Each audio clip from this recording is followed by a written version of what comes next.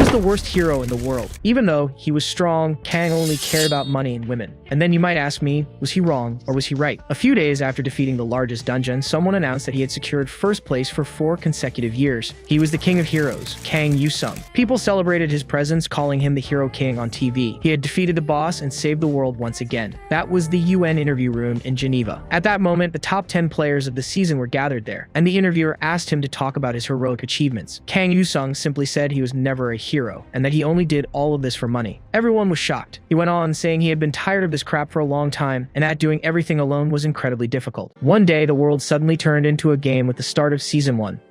In cities and streets of countries around the world, all sorts of large and small towers were created, taking over the sky.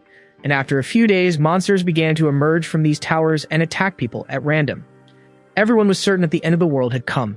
People try to run from the creatures, but a woman is struck by an orc. But in the midst of that pandemonium, a man manages to stop the monster's blow with his sword before it hits her. The players had appeared in that world. They hunted monsters and protected people. Then the laws of the new world were revealed. The tower fall, the phenomenon where monsters pour out of the towers, could be prevented, as long as the towers were completed within the set time. So players with unique abilities to clear the towers were reborn as heroes. The Hero King's declaration became a controversy. He says he was only doing it for the money, so people should buy the shirt and poster when they come out. Kang Yu-jung says this is the recommended post, and apparently PF was only at this level. The international player community, which formed naturally in the world that became the game, was the Player Forum, a place where all sorts of information is shared and items are traded between players. The protagonist wonders how they know it was him. People on the forum ask the King of Heroes for tips and say they're reporters, so they'll camp in front of his house until the season opens. Kang Yu-sung goes to his balcony. Opening the curtain, he thinks that he can't let this slide. Outside, reporters ask him to share his thoughts on how he's determined to face the new season. He mentioned he was very tired in the UN interview room, so they question why he continues to achieve results. The protagonist says it's just like what celebrities say after drinking themselves sick and causing trouble. Then he cracks a smile, promising to reward them with good work. The reporters wonder what that means. But suddenly an earthquake strikes the area, making the ground shake. The system announces that Season 6 of the Endless Labyrinth has begun. The tower structure is being generated, 96% complete. Players should check the tower's information below before choosing to enter. When it's close to breaking, the tower will descend to the surface. They must conquer the tower and protect the world from destruction. The protagonist pulls up his hoodie and tries to blend into the crowd. People wonder what these flyers are, and if it was the hero who scattered them and left. Kang Yu-jung has reached his destination. He comments that there isn't a living soul there. The first day of the season was quiet as always. The system notes that several elders showed contentment after seeing the Clown Elder's contractor. Both the Steel Elder and the Ice Elder laugh and grant blessings to the protagonist. He tells them to go ahead and do it as his swordsmanship and Frost's magic aptitude increase. The protagonist thinks he did nothing this time but sit in the UN room to receive rewards from the watching elders. Then the Elder of Gold and Legends laughs and grants him the skill. Kang Yu-jung says that all unreceived rewards will now open at once. The blessing of the gacha exerts a powerful influence on the player's draws. Kang begs to get a legendary skill, and he gets an extremely powerful legendary level jacket. The protagonist thinks he's gotten an artifact, armor, and a skill of the same level. He equips them, ready to enter the tower.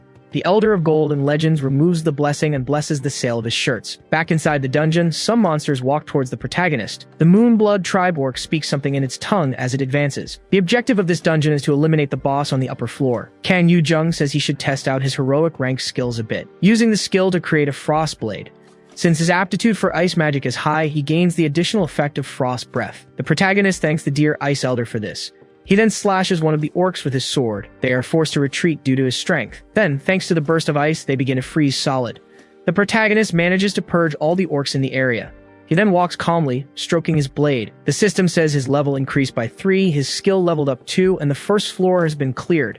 He then says it's a good start and that he should save the world or something like that again. The protagonist arrives on the second floor. He feels a bit wary as he watches the orcs drinking around a campfire. Suddenly, one of the monsters notices him, shouting that the warrior who would take them to Valhalla was here. Kang Yu-jung tells the creatures to just wait as he grips his sword. With a quick dash, he was going to show them what heaven looks like.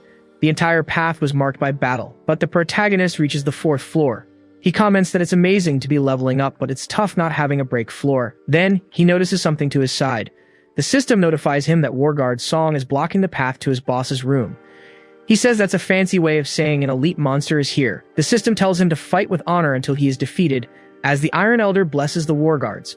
They shout that the Iron Lord continues to bless them, so Valhalla is waiting for them. and they wonder where the warrior who will take them there is. Advancing, they decide to sing the Song of Blood and Iron for the Elder. Kang Yu-jung complains that he hasn't even caught his breath.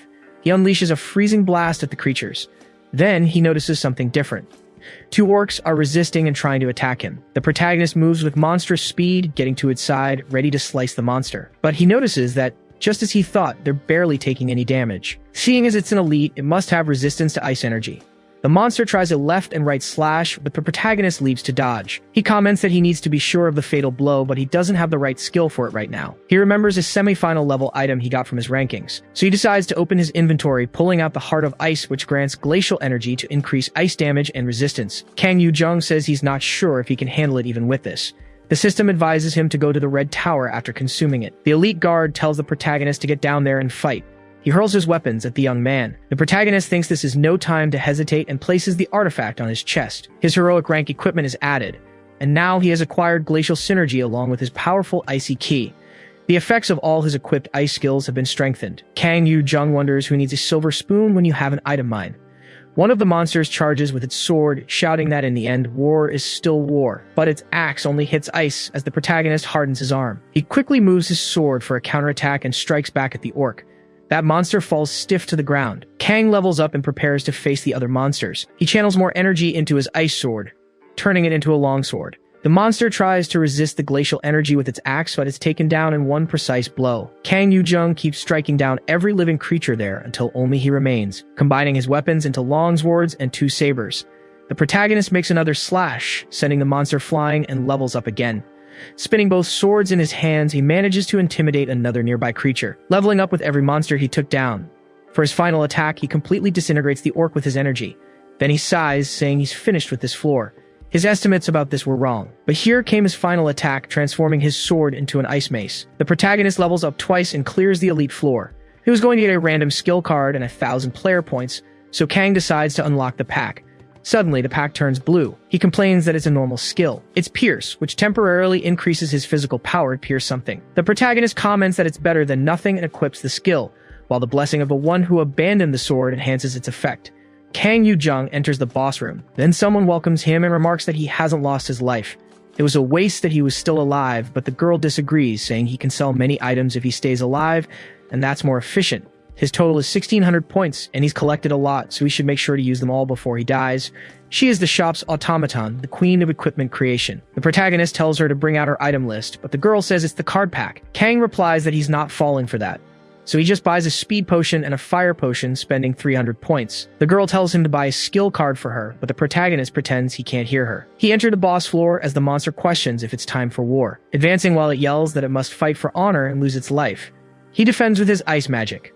Commenting that this boss is giant and he's been fighting dwarves until now, he throws his fire potion. The monster is engulfed in flames, taking massive damage, but the monster dodges the fire, shouting about Valhalla, questioning where he had run off to. Kang Yu-jung charges with his ice sword from behind the monster, striking its chest right after. He comments that with this blessing, even a normal rank skill becomes quite useful. The monster resists the fire and says it's not over yet, until it reaches its end with the system announcing that the Crimson Moon song has been activated by the Berserker skill. The protagonist looks back, saying the game isn't fun if it's easy. He defends against the blast with an ice shield. He then comments that the shockwaves were pierced and bets that one attack would surely defeat him, but only if it hits. The monster tries to face his ice construct, and the protagonist drinks a potion. That creature strikes him with its weapon. Kang Yu-jung dodges while emanating an energy and starts counting. He dodges the blows, his entire focus on counting. With only a minute left, he jumps, grabbing another potion in midair. He says that time is up. The protagonist quickly finishes off the floor boss. He had conquered the Orc clan's Blood Tower, received a proprietary skill card, and obtained a special First Conqueror achievement. The effect of the speed potion wears off. Kang Yu-jung says that this looks good and is a nice reward for reaching the 3rd rank. Opening the ice property pack, it was a normal card and he acquired Ice Bolt. Cursing these Dan games for pushing tricks like these. In the rank 3 Demon Tower, the protagonist enters. The monsters advance, shouting that he is an invader. Kang Yu-jung readies his fists with his icy ability, launching several ice bolts that pierce the monsters. He comments that he loves leveling up his skills, where he condenses the atmosphere into a projectile. His ice bolt level had grown, and the second wave is about to start. The demons approach, asking their king to curse the invader. Kang Yu-jung sighs, a little scared, telling them to wait their turn because he's about to dispatch them into darkness. The demons begin to freeze from the blast. As the protagonist says he leveled up, his ice bolt level increased and his ice sword level increased. That demon screams that this is a living nightmare. The tower boss, a demonic cultist, has appeared. He shouts that he will offer this victory to the Demon King. Then he orders his followers to go and defeat him. The monsters are just hit by several blasts of ice. The cultist gets scared and slashes with his sword. The room's boss starts to be affected by the freezing status. Kang Yu-jung comments that he wanted to test something and a great idea is coming to him. His glacial synergy increases the damage and number of projectiles. As the young man comments, for example, the maximum number of spears I can make and of the ice equipment I'm capable of creating. At his current level, he creates dozens of icy spears. The protagonist moves a few times with some spins and throws his spear. The blow hits the demonic cultist's arm, hitting the monster with 3 precise strikes. Kang Yu-jung charges a few more times and throws his spear again. The system notifies him that he has defeated the cult leader. For clearing the demon tower, he received a random equipment ticket as a reward. The protagonist decides to open it, getting a silver mailcoat. He comments that he wanted a legendary item, but this is useless. It seemed his ice sword doesn't get weaker even when split into dozens of pieces. For now, he feels no difference in this fight. Suddenly, a notification tells him to face his shadow. One of the tower factions has shown great interest in his activities. The special faction encounter event would allow him to join a certain faction in this tower and claim rewards by entering the Shadow Council. The council handles many things hidden behind the veil, so this was his chance to learn those secrets. The whispers around him say they remember this mortal, questioning if he won't face his shadows again and join them. Kang Yu-sung thinks the Shadow Council wasn't a bad idea, but he says he would love to seal the deal right now. However, there were more than 1 or 2 factions they could take down. The Shadow says the veil would cover him and asks if he'd forgotten how powerful it was. Kang Yu-sung says that wasn't why he was saying this, so the Shadows ask what he wants. The protagonist replies that it's hard to put what he wants into words. Then he mentions the Shadow Beast because they were just here, covered by a rare darkness skill. The council tells him not to underestimate their value so much because in this world, mortals are mere ants. Kang Yu-jung says that's a terrible way to be, so they won't be meeting again. He adds that after everything is over, they shouldn't give him the reward. But the shadow tells him to wait, releasing a shadow cat that starts walking towards the protagonist's back. The protagonist had obtained the Shadow Beast. Now he has completed the special achievement of getting the cat and received 100,000 points. The protagonist pets it, calling it a good boy while obtaining the rare Shadow Blade skill. Kang Yu-jung just accepts this and says he'll join the Shadow Council. He says things seem to be going well this season, so he should keep it up while he's on a roll. Or maybe he should stop while he's ahead to maintain his condition. Just then, some people call out for Kang. He looks back and sighs deeply, a bit bored as he says, "Here we go again." The reporters shout that on the first day of the season, the King of Heroes cleared 2 towers and took first place, so he has to talk about it. Kang Yu-jung thinks it's exhausting and says it's just what happens when you're this capable. Another reporter says that China's Sword Lord attacked a 4th level tower and the start of the season was very intense. He asks how many people had attacked. The man replies that there were 5 veterans from China's Communist Guild, and 4 players lost their lives during the raid. The protagonist notes that the Sword Lord's ability to use meat shields is quite infamous. The reporters ask if he's saying the Sword Lord was already expecting casualties, and now the Lord has entered the 5th level tower. Kang Yu-jung asks how many people there were this time, but the man says he was alone. The protagonist laughs, saying he's full of energy on the first day. He thinks that doesn't mean you have to rush at the start of the season. Everyone knew the Saintess was gathering skills and items first, and the Gravedigger was planning to join a game now. So it seemed the Sword Lord got a good item in the level 4 tower. The people ask what he thinks about it. Kang Yu-jung says the Sword Lord is a fool. The people ask if he means he won't join the race against him, and the protagonist confirms, saying he's thought it all through. To be honest, he thinks I'm an idiot too. And if it's going to be like that, win or lose, it's better to be a victorious idiot. The reporters tell him to be careful with his words, and the protagonist asks who's going to take him to a 5th level tower. A few minutes later, the protagonist enters a magic circle, and the system comments that he was the only one to claim the glory of victory. Under the patronage of the Clown Monarch, most of the elders were betting on him. The protagonist thinks this has gone beyond a simple fight for self-esteem, and the tower says players cannot be on the same side. Kang thinks the player on the other side was definitely the Sword Lord. He decides he'll play this game and enters the tower. The system announces that the continental power of the evil empire has begun its conquest. It reached the kingdom's front lines at dawn, sparking an offensive and defensive battle. Kang Yu-jung must fight for the cause he believes is right between the Kabbalist Empire and the Lodia Kingdom. The communist was fighting for the Kabbalist Empire. Kang says he would choose the kingdom anyway. The game had better rewards for the disadvantaged side. He is moved to Palace Fortress, appearing at a table. The people celebrate because a player has appeared. Their god was rooting for them. A visitor had come to save them. The protagonist wonders if this is the war room. Judging by their clothes, they look ready for battle. He wonders if he can sit down and who the highest ranking person here is. The soldiers look at each other, a little curious. Suddenly, a soldier approaches, calling him a very reckless visitor. He introduced himself as the defense commander of Palace Fortress, stating that the visitor should follow the rules of his court while in his presence. The protagonist tells the commander to look at him and asks if he wants to win the battle. That commander replies that of course he does. Even with inferior military power, their kingdom's mental fortitude hasn't broken. The youth of the Lodia kingdom did not want to lose at any cost. They can easily defeat the empire even if they have 10 times their military power. But the protagonist punches him in the gut, saying that for now, he is the commander here. Now they will have a meeting.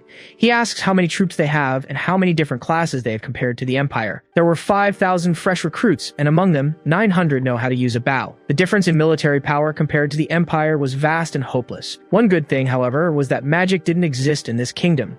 Besides, the Sword Lord wasn't a player with firepower. He was a disciple of the Iron Elder. Most players sign a contract with an elder, and thanks to that, they receive rewards only from that source. Since he is a special case, he can receive rewards from various monarchs. The Clown Monarch, for instance, made him a solo player. On the other hand, the monarchs have many players, but among them, some receive special favor as disciples. The monarchs can't just ignore their disciples, but there are conditions. In the Sword Lord's case, he uses skills unrelated to the Iron Monarch. Therefore, the fight could be won. But the pressure from these fighters seemed to be on a different level, and it was unknown what the worlds in the towers are really like. It was impossible to identify whether these people were actual living beings or just false entities that only existed in the tower. Whatever they were, didn't really matter. He just wondered how he could raise the soldiers' morale. The day goes on, and one of the warriors shouts that the visitor has arrived in their kingdom of Lodia. That patriarch of the Duishang family was no longer the defense commander. The player would be giving the orders himself. The people celebrate that the commander was expelled, feeling that God was really looking out for them. The soldiers' morale was better than it seemed now that he'd dealt with that guy. The protagonist thinks that's good and there's nothing to worry about, until he notices something to his side. A soldier shouts that the Empire has begun its attack. The archers start shooting arrows at the warriors climbing the stairs. A commander warns that the Imperial forces are at the fortress gate. If he takes down those guys, the enemy's morale will drop. Kang says it's been a while, but he wants to check on his beast's darkness. Suddenly, the cat starts to appear from the shadows, ready to show its ability. The people below wonder what that is. Something large and dark was on the fortress wall, but the commander ignores it and tells his men to hold their formation. If something happens on the battlefield, they could lose. Then, the darkness attacks him, and he wonders what's happening. Suddenly, something appears in front of him, leaving him shocked. The beastly creature advances, taking down several of his soldiers with its spikes. The people scream that it's a monster and that they should run, abandoning the fortress walls to get to the other side. But suddenly everyone is frozen. The protagonist says it must be hungry. He tells his little darkness to absorb the soldiers' energy. It then feeds on the ice fragments scattered around. As he engages in battle with other soldiers, the protagonist provides support with his ice magic. He tilts his head, saying there's no trace of the Sword Lord there. It's just a player showing off his two swords. But as his allies' morale grew, his own location was simultaneously leaked to the other player. But if he doesn't put his life on the line, like in any game, if one player defeats another, the loser gets kicked out of the tower, failing the raid. You can't defeat each other inside the tower, but the tower itself can take players' lives. Kang thinks he won't lose his life in this tower, but that doesn't mean he'll lose this fight. He says that if that's the case, he has a plan too. The battlefield was completely devastated by the end of the combat. Kang wonders what he was doing, as it was time for him to reveal himself since he killed everyone just to get here. A sword begins to tremble, and others levitate, rising from the ground. The soldiers of the Lodia kingdom wonder what that is. The swords were moving on their own, and the protagonist wonders when he got a heroic level card, remarking on his incredible luck. Or maybe the Iron Monarch had handed it over himself. Kang advances through his own ice while dodging the swords, commenting that he prepared a lot while he was hiding. But he wasn't just wandering around. Shadows begin to appear at his feet, shattering the swords as they materialize. Kang says it's late and his job is done as the Shadow Blade skill activates. The Empire's soldiers shout that they have a player on their side too, and an even stronger visitor at that. The protagonist realizes that, as expected, they were after him, so the flow of battle had shifted. But he shouldn't think that's all there is to it, since the cost of sword manipulation was inverse to the number of blades. He launches dozens of ice shards. The swords are completely repelled near the protagonist. He says that kind of thing doesn't work on him, until something approaches from behind. Kang looks back and a smile forms on his face. Seraph's shield had reflected the enemy's attack. Ray Chang closes his eyes as he takes the damage.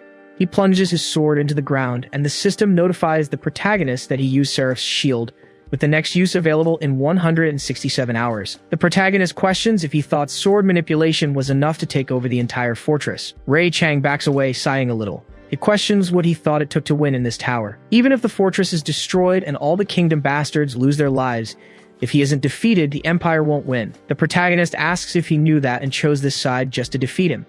Ray Chang confirms, since the player was a hero, hailed as the one who would protect the world. A fool who can't even understand that would never have the right to be called the king of heroes. The protagonist says he heard him, but the world he was going to protect doesn't just include his country's guild members. Ray Chang remains silent, staring at him coldly. He comments that defeating Kang Yu-sung wouldn't be easy. The protagonist parries the blow, commenting that he should want to live a long life, so he'd better watch out for himself. Ray cuts through the ice with his sword and approaches once more while the protagonist launches more ice bolts. Ray Chang says he's had enough of these cheap tricks as the Shadow Beast appears in his shadow. Suddenly, the Sword Lord notices it and dodges, retreating slightly. He comments that the monarchs were watching this fight and there's no way he doesn't know the weight of his defeat now. The protagonist laughs, questioning if he thought they were fighting. Then he charges forward at a frightening speed. Ray shouts that he's a fool to think he can use his tongue to attack his psychological weak points. He looks down, noticing something strange. Then he questions what the protagonist wants to do as he leaps from the wall. Ray Chang thinks there's no way. The reason he was so active in the battle from the start wasn't to show how dangerous he was or to encourage his defending soldiers.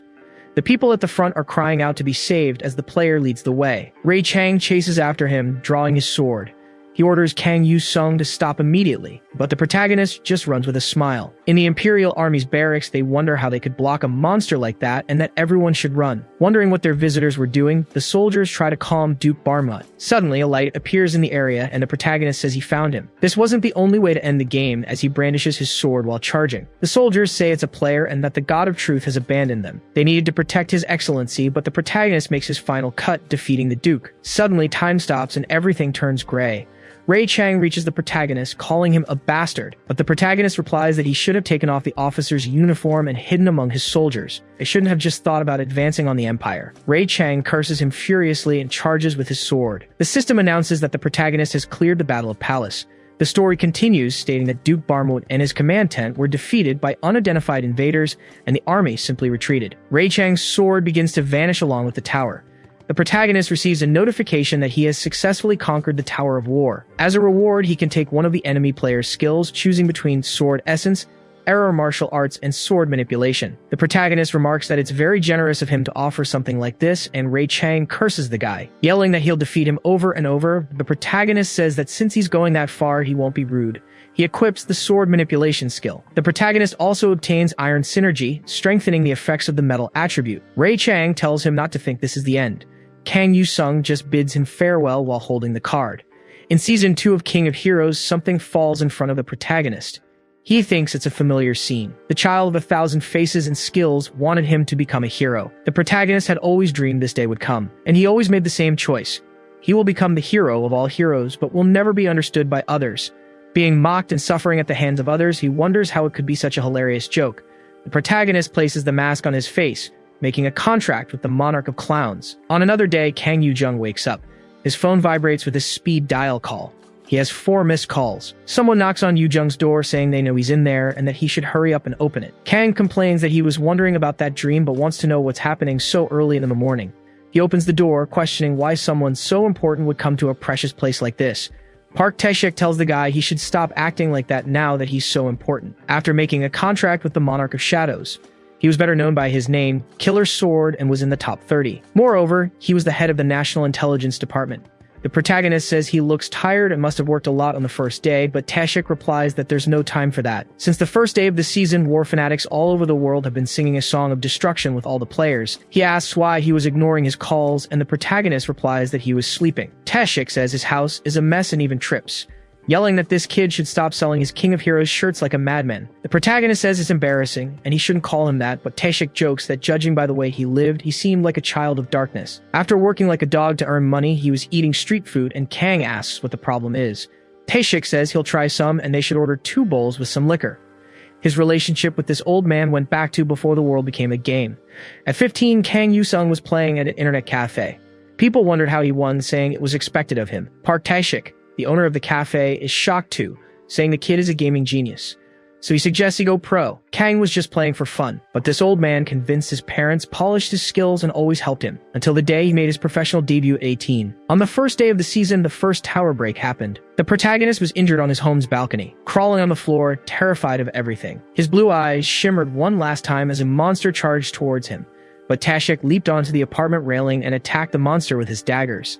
He asked if the protagonist was okay, but the boy just ran towards his mother, finding them both lying on the floor as he just called out to them. That same day, he lost his parents, and found his only hero, Park Tae-shik, who helped him in that moment. The protagonist asks what brings him here today. Park Tae-shik says he came today because of the association. Kang questions this, asking if they still wanted to use him. The Korean Association was the only guild in the nation, the most powerful one managing the players. Tae-shik asks if he knows about the player academy built last season, and the protagonist calls it a disposable soldier factory. Detective Park says they're graduating in a week and wanted him to attend, though he assumed Kang wouldn't go. He was about to tell them to get off his back and not bother him with such things, but Kang says he'll do it. Tae-shik is shocked and immediately changes the message. The protagonist says it would be good to check out the rookies who will carry the nation on their shoulders. But the graduation date was set for tomorrow at 5 in the morning. At the Academy's graduation exam, 4:55 a.m., people whispered that the man outside was the king of heroes and he was there to judge them. The protagonist watches from a distance, but a man approaches asking for his thoughts since his students went through a systematic curriculum. Lee Seong-ho, president of the KPA, asks him to judge the pride of his academy. Kang says the conditions are the ones he added. He would test the strength of these kids, so the final graduation decision was his. He then announces the graduation exam will begin, while Seong-ho thinks that he just does whatever he wants, but his plan was perfect. It was the beginning of the season, so his students were quite skilled. A few minutes later, he trembles in fear, wondering how this could be happening. The protagonist simply judges that they all failed and should leave after defeating their groups. He informs the last girl that she was alone, but she had passed, contrary to her expectations. Kang says the reason was simply because she was lucky. She had the greatest luck among the 12, and that's why she was the last one standing. He tells her to keep in mind that luck is everything for a player. That was all. He asks them to turn off the cameras in the room as he congratulates her on her graduation. Seong-ho bursts through the door, angrily demanding to know the meaning of this.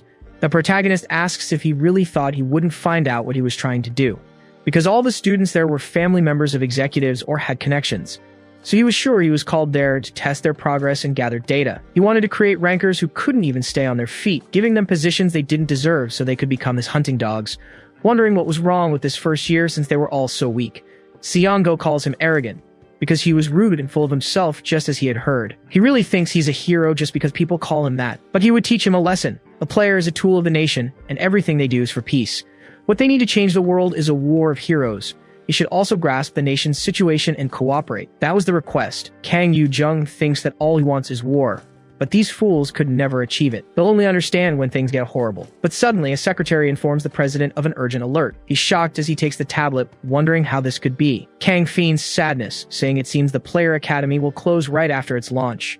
With a newspaper headline calling the academy a place for nepotism babies, the protagonist asks if he forgot about the intelligence agency supporting him. People comment on the KPA president's shocking statements. Seong-ho trembles with rage upon seeing the news. The protagonist asks if he's heard of the term Dark Knight as his taunt levels increase exponentially. His sponsor, the Monarch of Clowns, has donated a gift box to his contractor. Kang leaves with a smile on his face.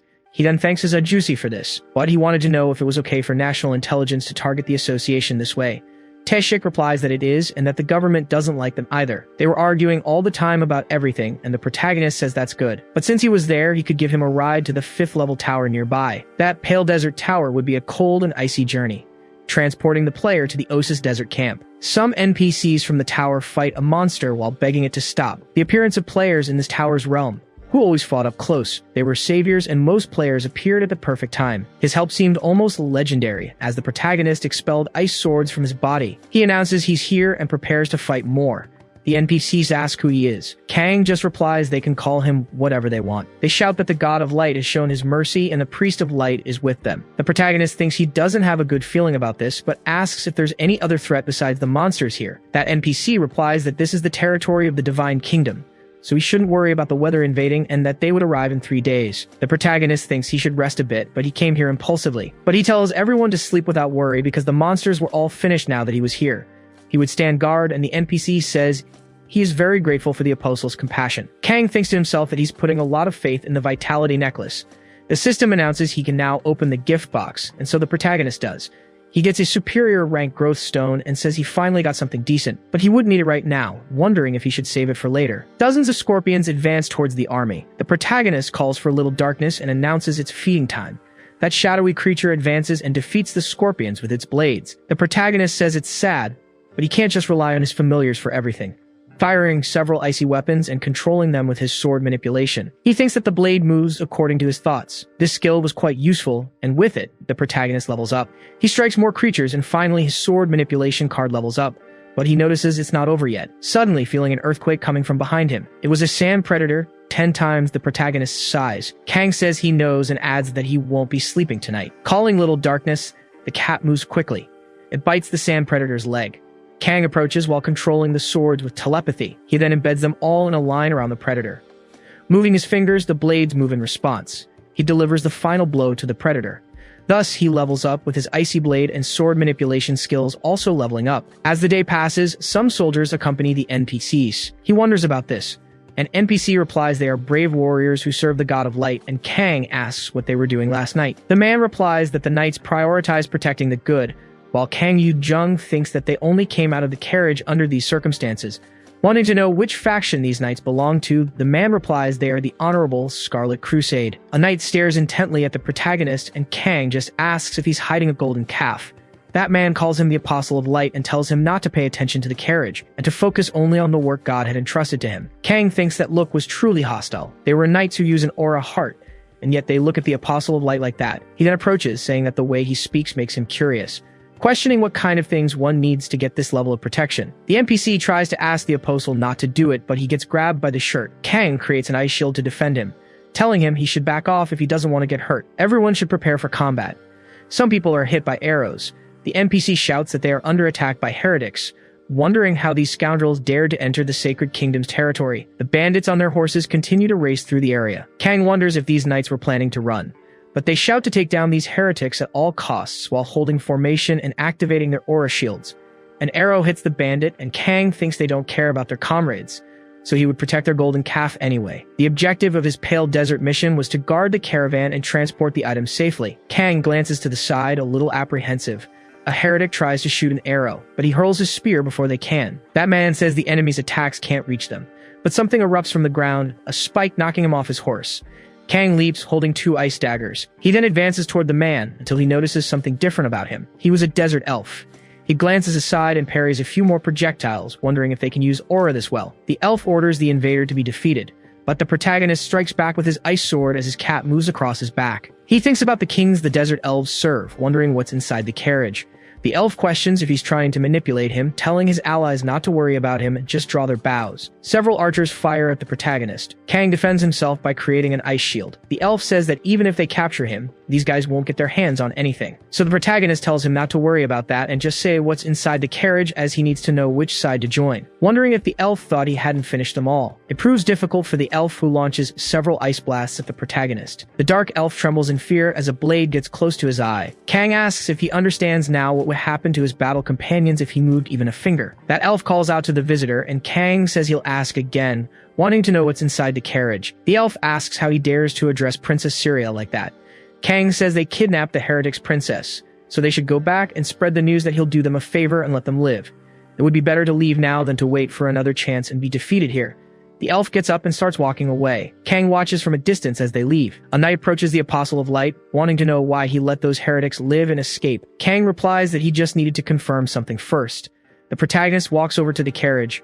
The knight draws his sword and asks what he's doing. Kang tells him to get out of the way because he has to check something. The knight says he can't do that, even if he is the apostle. But the protagonist emanates his energy and says it's better to leave while he's still being polite. He asks how Kang dares, but he just opens the carriage door, wondering if that girl wants to be saved.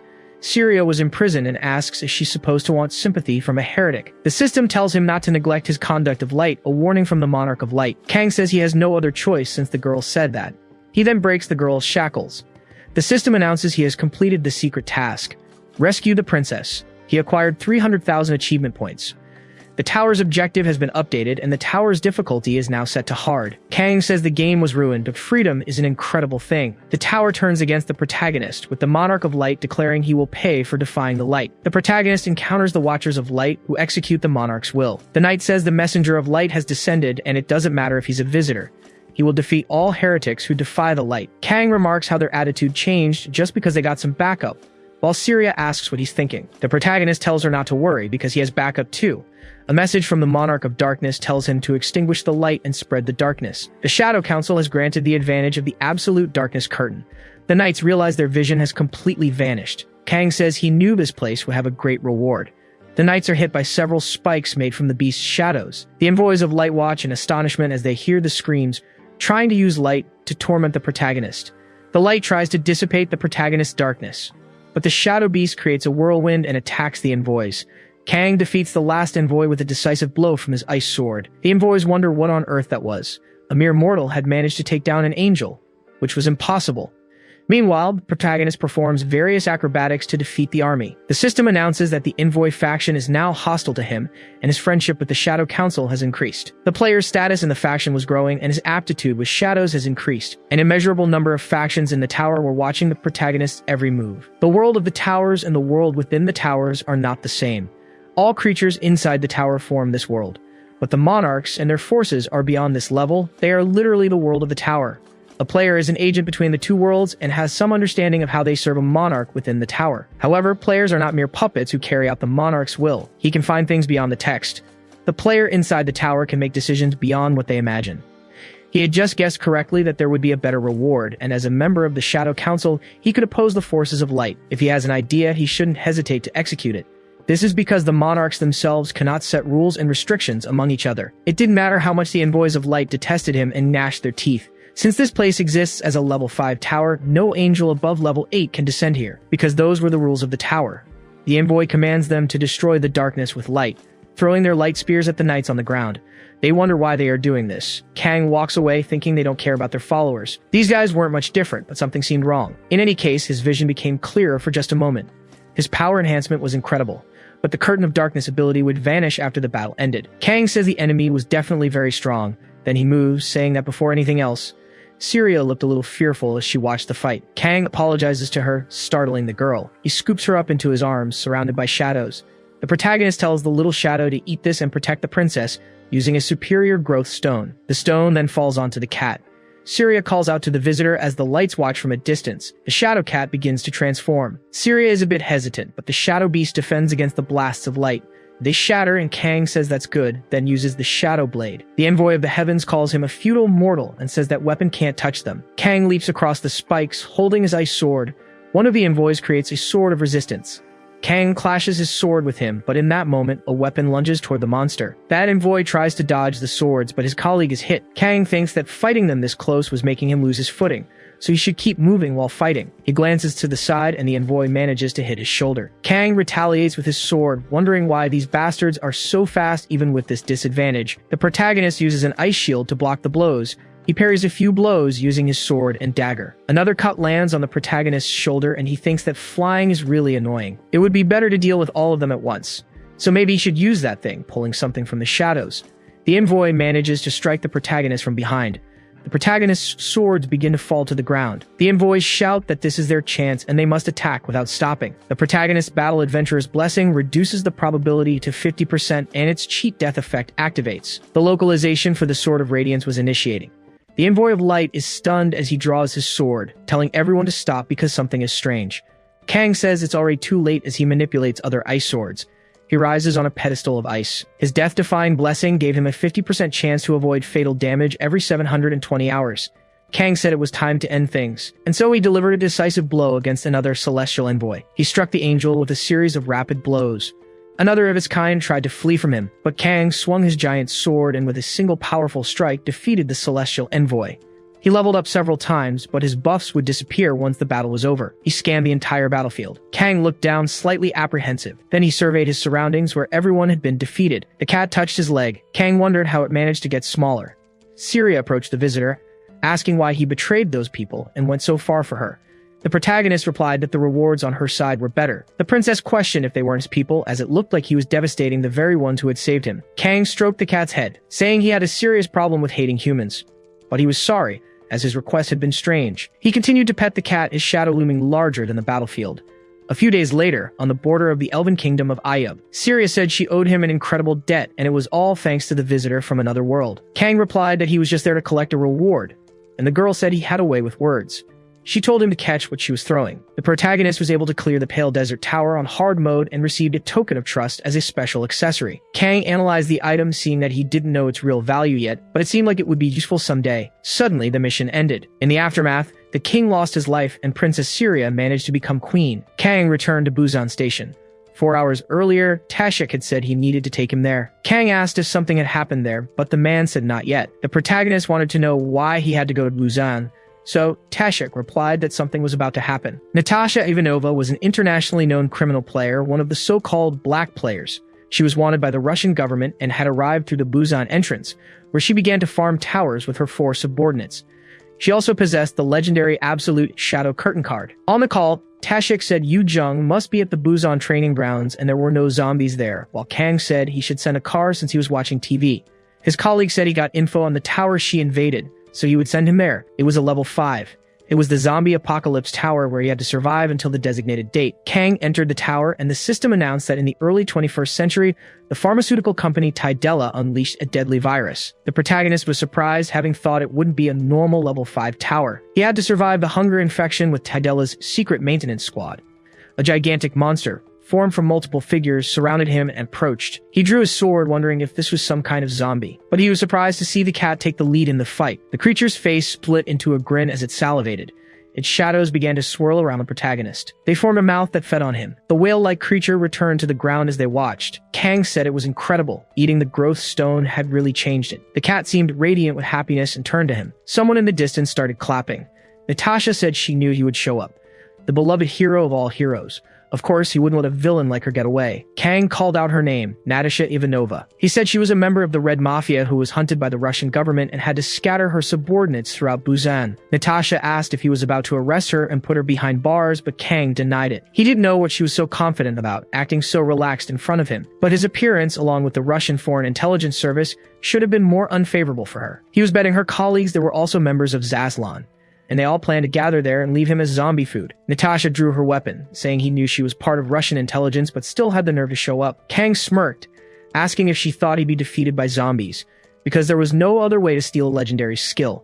He launched his ice swords. Natasha dodged while saying she already knew that. She ordered all her men to attack. Kang leaped from the ground to avoid their blows. Natasha's servants fired their rifles repeatedly. He dodged again and again as he closed in, sword in hand. The protagonist got close to Natasha's arm, but she just made a dismissive gesture with a frightening smile. Kang noticed something different and fell to his knees, thanks to the shadow curtain. He wondered if she had made a run for it. He defended his back with an ice shield, thinking there were 3 shooters and a sniper. Kang got off the ground, dodging blows, and said that as soon as it was possible, but something was completely wrong here. From now on, the disadvantage of the absolute shadow curtain applied to everyone. He questioned how they could still come at him while shooting. A cat landed on the young man's back. Kang wondered what other reason there could be as he was about to use Darky's help. The shadow cat let out an excited meow. A shooter outside said the ice shield was too tough and they'd need another way. Then he noticed a cat coming up behind him. Suddenly, he was hit and immobilized by several shadowy spikes. Another spike struck one of the shooter's weapons and he wondered how they let the cat do that. Kang told them to look at how Darky's darkness worked. It didn't seem like something they'd mind seeing. Natasha threatened him, bringing her daggers dangerously close, saying he better behave, and she'd let him live depending on how good a boy he was. Kang questioned if someone who couldn't take his life should talk like that, and Natasha told him not to underestimate the intelligence service. About the achievement points he got for clearing the rank 5 tower the other day, it wasn't a common number. He must have cleared it on hard mode, but after that he was just running low-level towers. So she should deal with the cat first, and they could chat later. Kang laughed, asking what she meant. It was how she would take his life, she said, making a move toward him with the dagger. But he took no damage and wondered if it was all fake. Natasha was shocked, wanting to know how he figured it out, but several ice swords surrounded her head. Kang said he realized it wasn't the absolute shadow curtain from the start. But since it did in fact mess with his senses, the truth was that it could interfere with an opponent's senses. That only left them with one option: a legendary illusion skill that allowed her to manipulate the target's visual information. Natasha's dagger fell to the ground and the protagonist called the skill Oculus. She knelt on the ground right after. The protagonist said she might have fooled fools before, but this didn't seem to be her strong suit, because now she was the one who would have to face the zombies. He moved his hand and the system announced that the player had been eliminated. Kang looked to the side as Natasha trembled in fear. A system warning stated that Tydella's forces had detected the presence of survivors. A drone notified that several survivors were detected in Zone B16. It ordered the elimination of all targets. Kang said they should run. The robot appeared in front of him and began its classified reinforcement protocol. Another of Natasha's subordinates lost his life, and Kang blocked an attack with his ice shield. He thought he might not be able to stop it, or maybe he should disarm the shield first.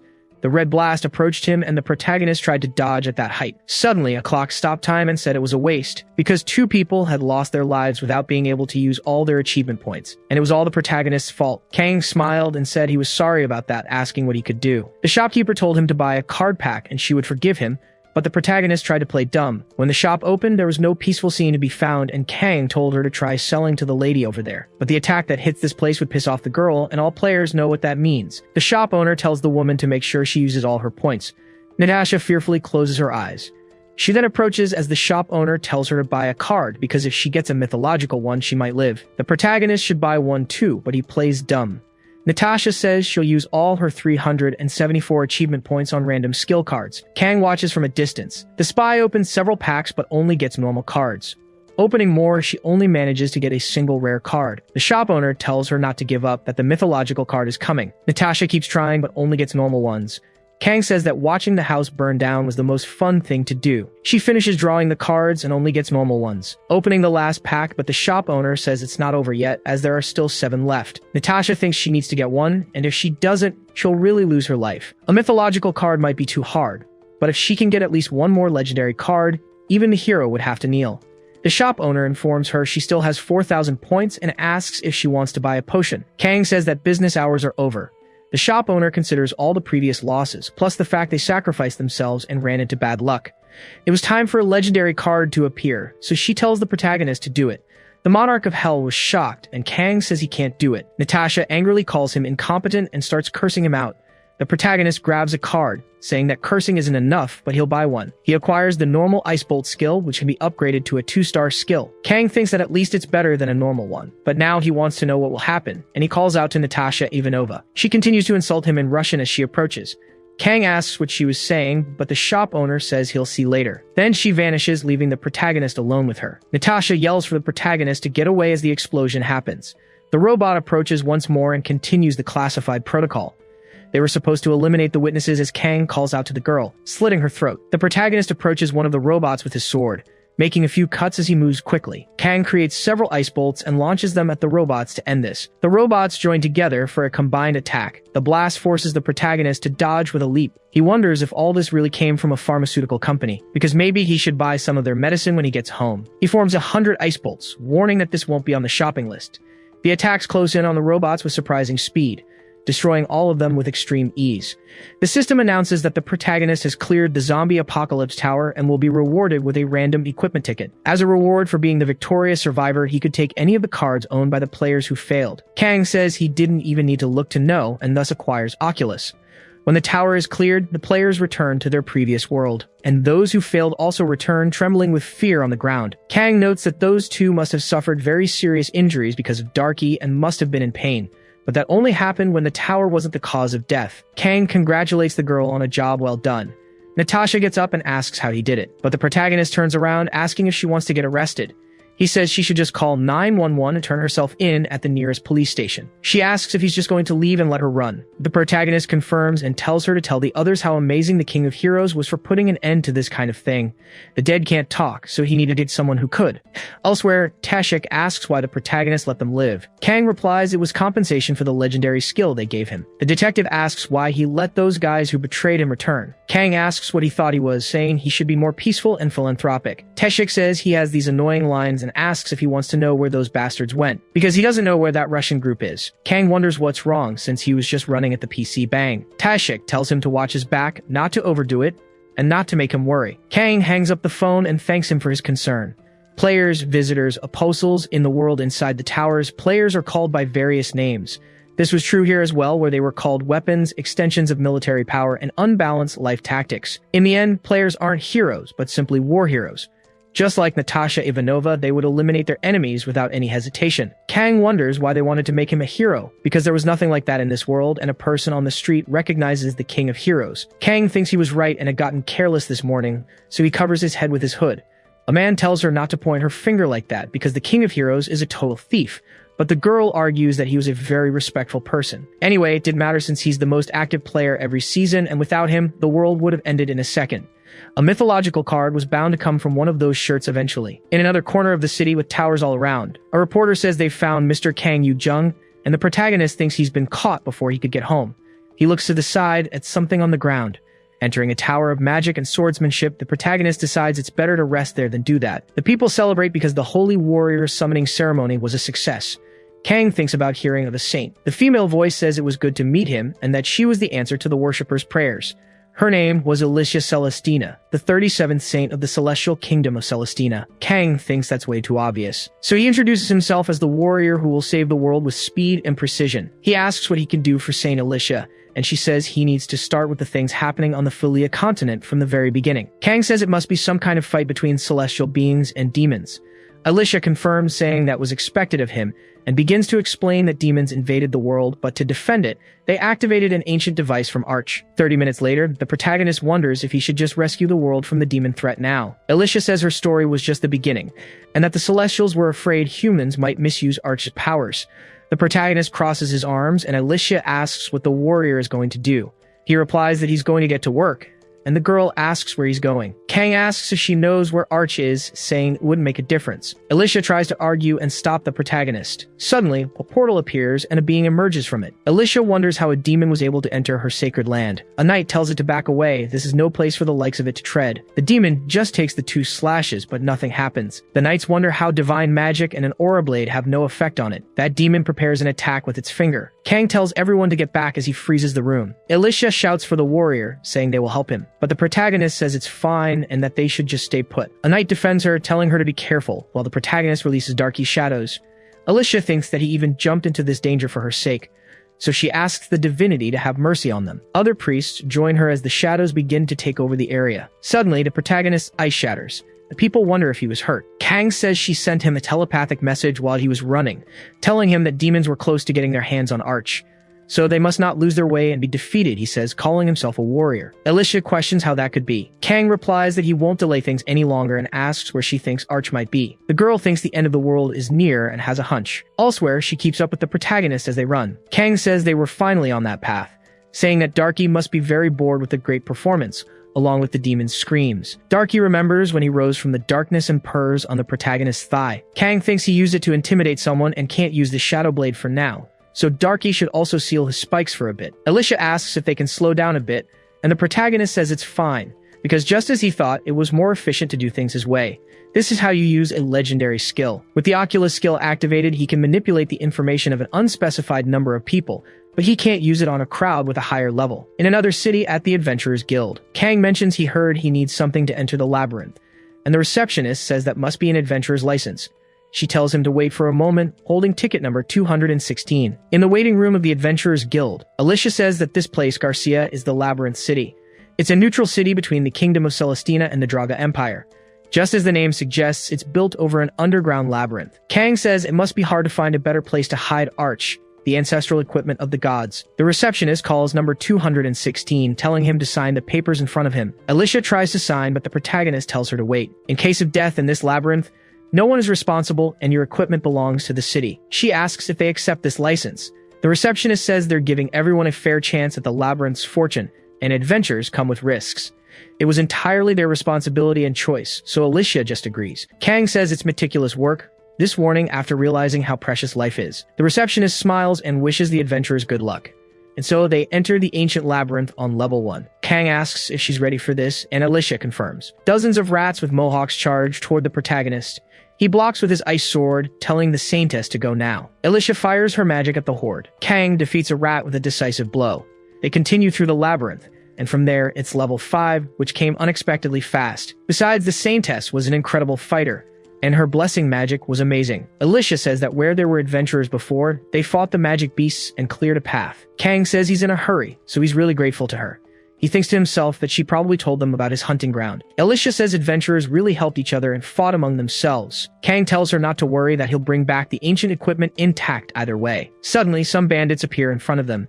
They say he hasn't even paid the fee yet, but dares to enter the labyrinth to do his thing. Alicia asks about the labyrinth's banditry. Kang replies he doesn't know what it's called in this world, but it's a common line of work, usually called adventurer hunting. The bandit shouts that's exactly right, and since he knows, he should just hand over what he has. Alicia asks him to wait and try to talk it out. Kang says talking is good, but he wonders if the bandit gentleman will listen to his story. You see, in the beginning, there were celestial beings and demons.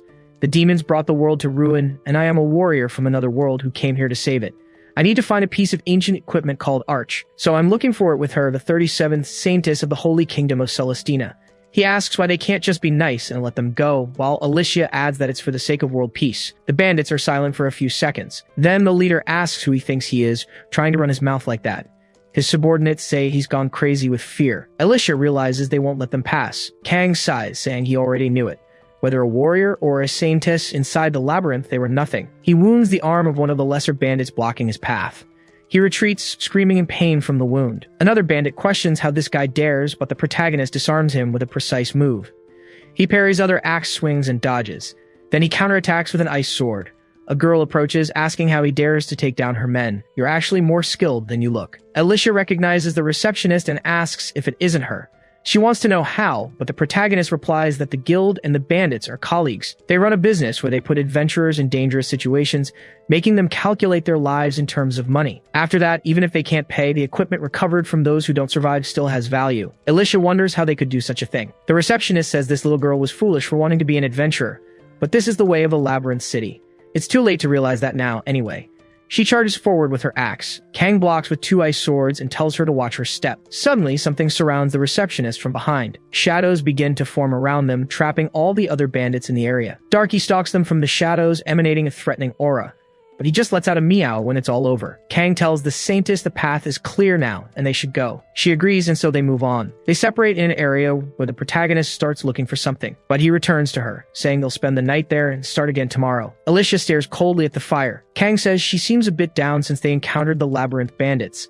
He asks if this is the first time she's seen the world without the title of Saintess. Alicia replies that the world is about to end, yet she still can't believe humans are fighting amongst themselves.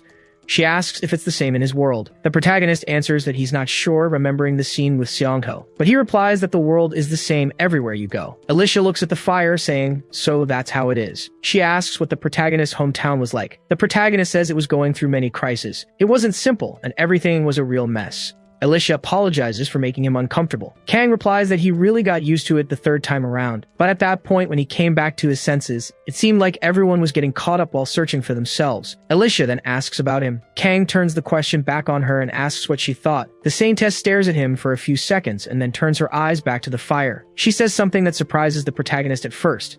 Then he suddenly starts laughing, saying there's no way it could be something like that. The night goes on, and finally the campfire begins to die down. Kang wonders why it's so quiet, as he's sure it's almost time. Suddenly, the shopkeeper appears before him, asking if he's going to buy a card pack. He tells her to show him the product list first, thinking that he's starting to get ready but still has 2 levels to go. A few days later, on level 100 of the dungeon, a demon says he will join them to get Arch. Alicia asks the goddess to bless them while Darky attacks the snakes with his shadow spikes. Kang charges toward the serpent's mouth and defeats it with a powerful blow from his ice sword. The Medusa recoils from the impact of the attack. She begs the demon lord to forgive her disloyalty for failing to get Arch, and Kang tells her to have a nice trip. He levels up right after, gaining 10,000 points. As a reward, he got a random skill card. Kang comments that these demons have perfect timing, showing up right after the test. Alicia says it was a good job. But suddenly a green light catches their attention.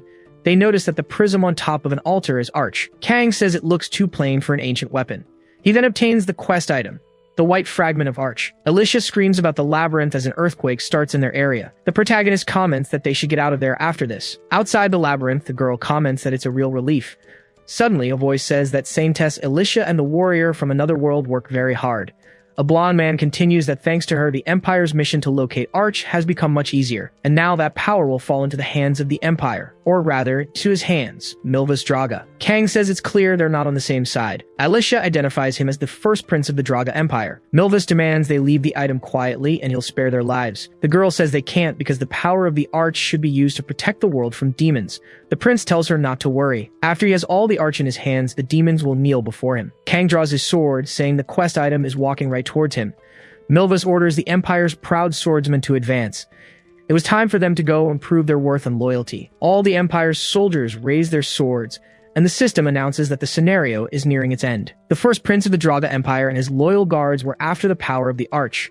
Kang deflects the swords, shielded by Saint Alicia's blessing. Using magic amplification and a valorous aria, he hurls a sword at the swordsman, striking 3 opponents at once. They groan in pain as one of the swordsmen tells the prince they should retreat. Milvus clenches the arch in his hand, enraged. The weapon begins to fragment, releasing a dark energy. A system message appears before the protagonist. He is absorbing the power of the arch. Kang says he can feel it starting and relays the message to the saint. Suddenly, the energy begins to overwhelm the battlefield and Kang defends with a glacial shield. His Highness, the first prince, transforms into a horrendous creature. His soldiers ask if he is alright. Milvus orders all these useless fools to get out of his way as he attacks one of his own soldiers, who falls immediately. The others run as the prince has become a monstrous creature, and Kang asks the saint to enhance him again. Kang sweeps his hand over his head, creating ice armor, and unleashes the earthquake and fire potions.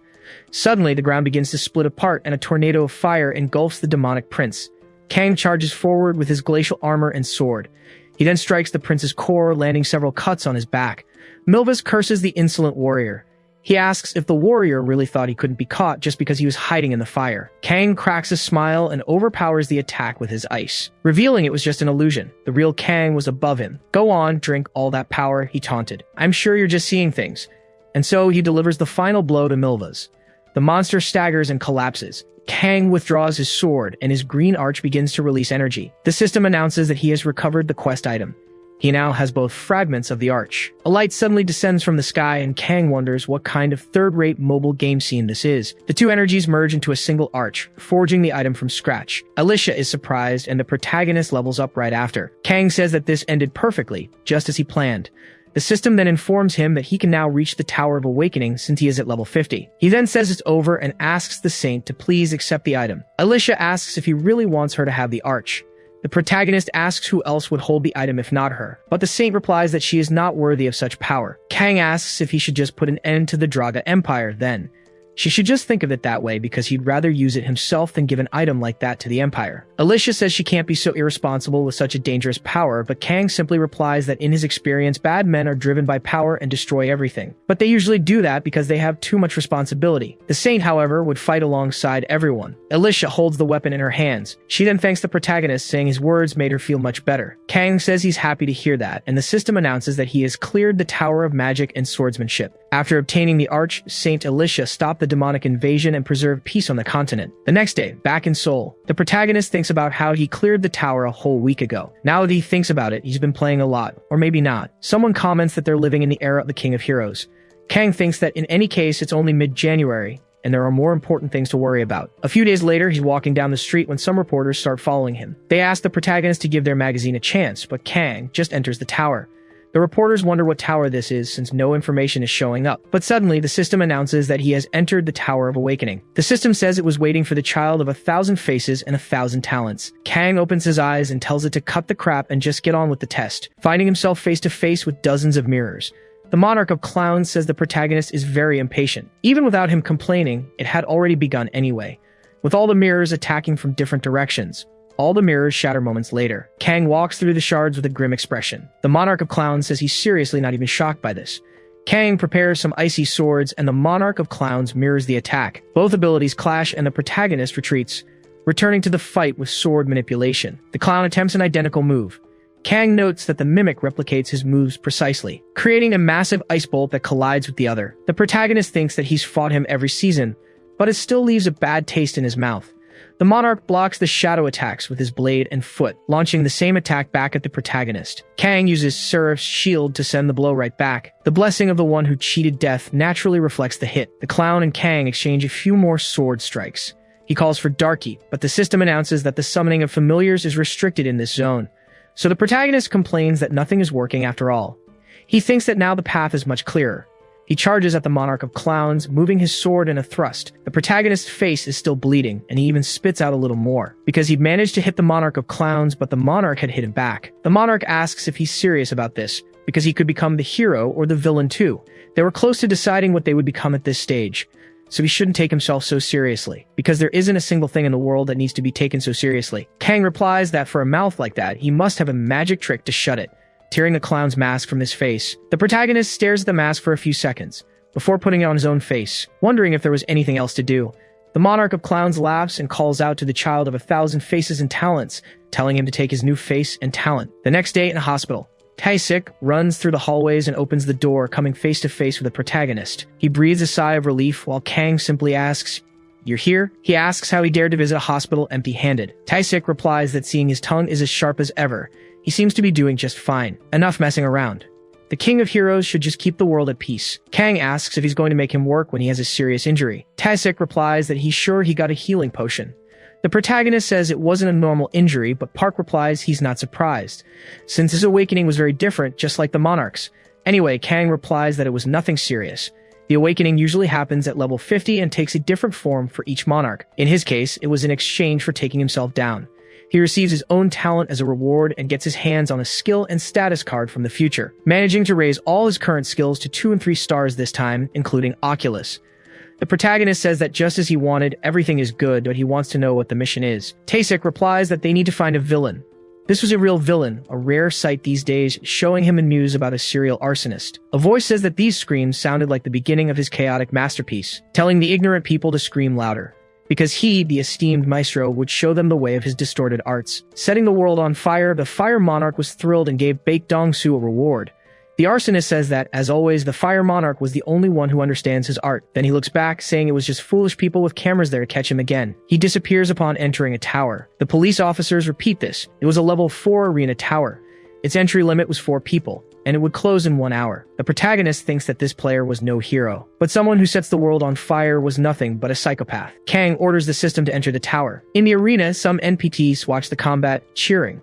Dong-soo wonders what kind of fool had entered until he notices it's the protagonist. Kang says he was right, it was him. The arsonist says someone like him would understand his art form, and the protagonist replies that he's a wandering artist. He doesn't understand how the world is overflowing with so many lunatics. Dong-soo questions how he dares to belittle his art as if it were a mass-produced product and tells him to hold his flames, using his unique skill, Infernal Orchestra. Kang dodges the instrument strikes. The man continues to fire his instruments.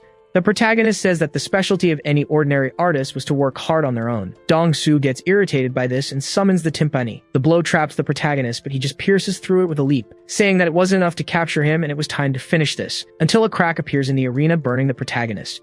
Dong-soo says he can't believe he completely defeated the King of Heroes and that this must be his masterpiece. Kang asks where he's looking, as that was just his reflection. He then slashes the killer's shoulder. Kang says he was even able to dodge it. Dong-soo wonders how he did that, as he knew of no such illusion art. The protagonist says he's not kind enough to comment on it. Then he shows that he now has a full audience, creating multiple reflections of himself. Kang says that after all this must be his last performance before being defeated. Dong-soo holds a wand, saying it was his art, and it would never end, unleashing an explosion. Kang covers his eyes with his arm, and the system announces he won the duel. He is completely shocked by this. The system announces the invasion was successful and he must choose his exit. Kang thinks that at least he made him lose. Teleporting to France, he says that the specialty of any ordinary artist was to have a sudden end in France. Just as he thought, the man was there. Wondering if he thought he could just run away, he leaps with his icy sword in hand. Kang makes a few more slashes in the air, freezing Dong-soo right after to stop him from running. The protagonist approaches to deliver the final blow, but his attack only hits a barrier, surprising the young man. Maria extends her hand forward while defending Dong-soo, telling Mr. Kang Yu-jung to lower his weapon. The protagonist questions what business she has there. The Saintess was the leader of the Knights Rescue Guild.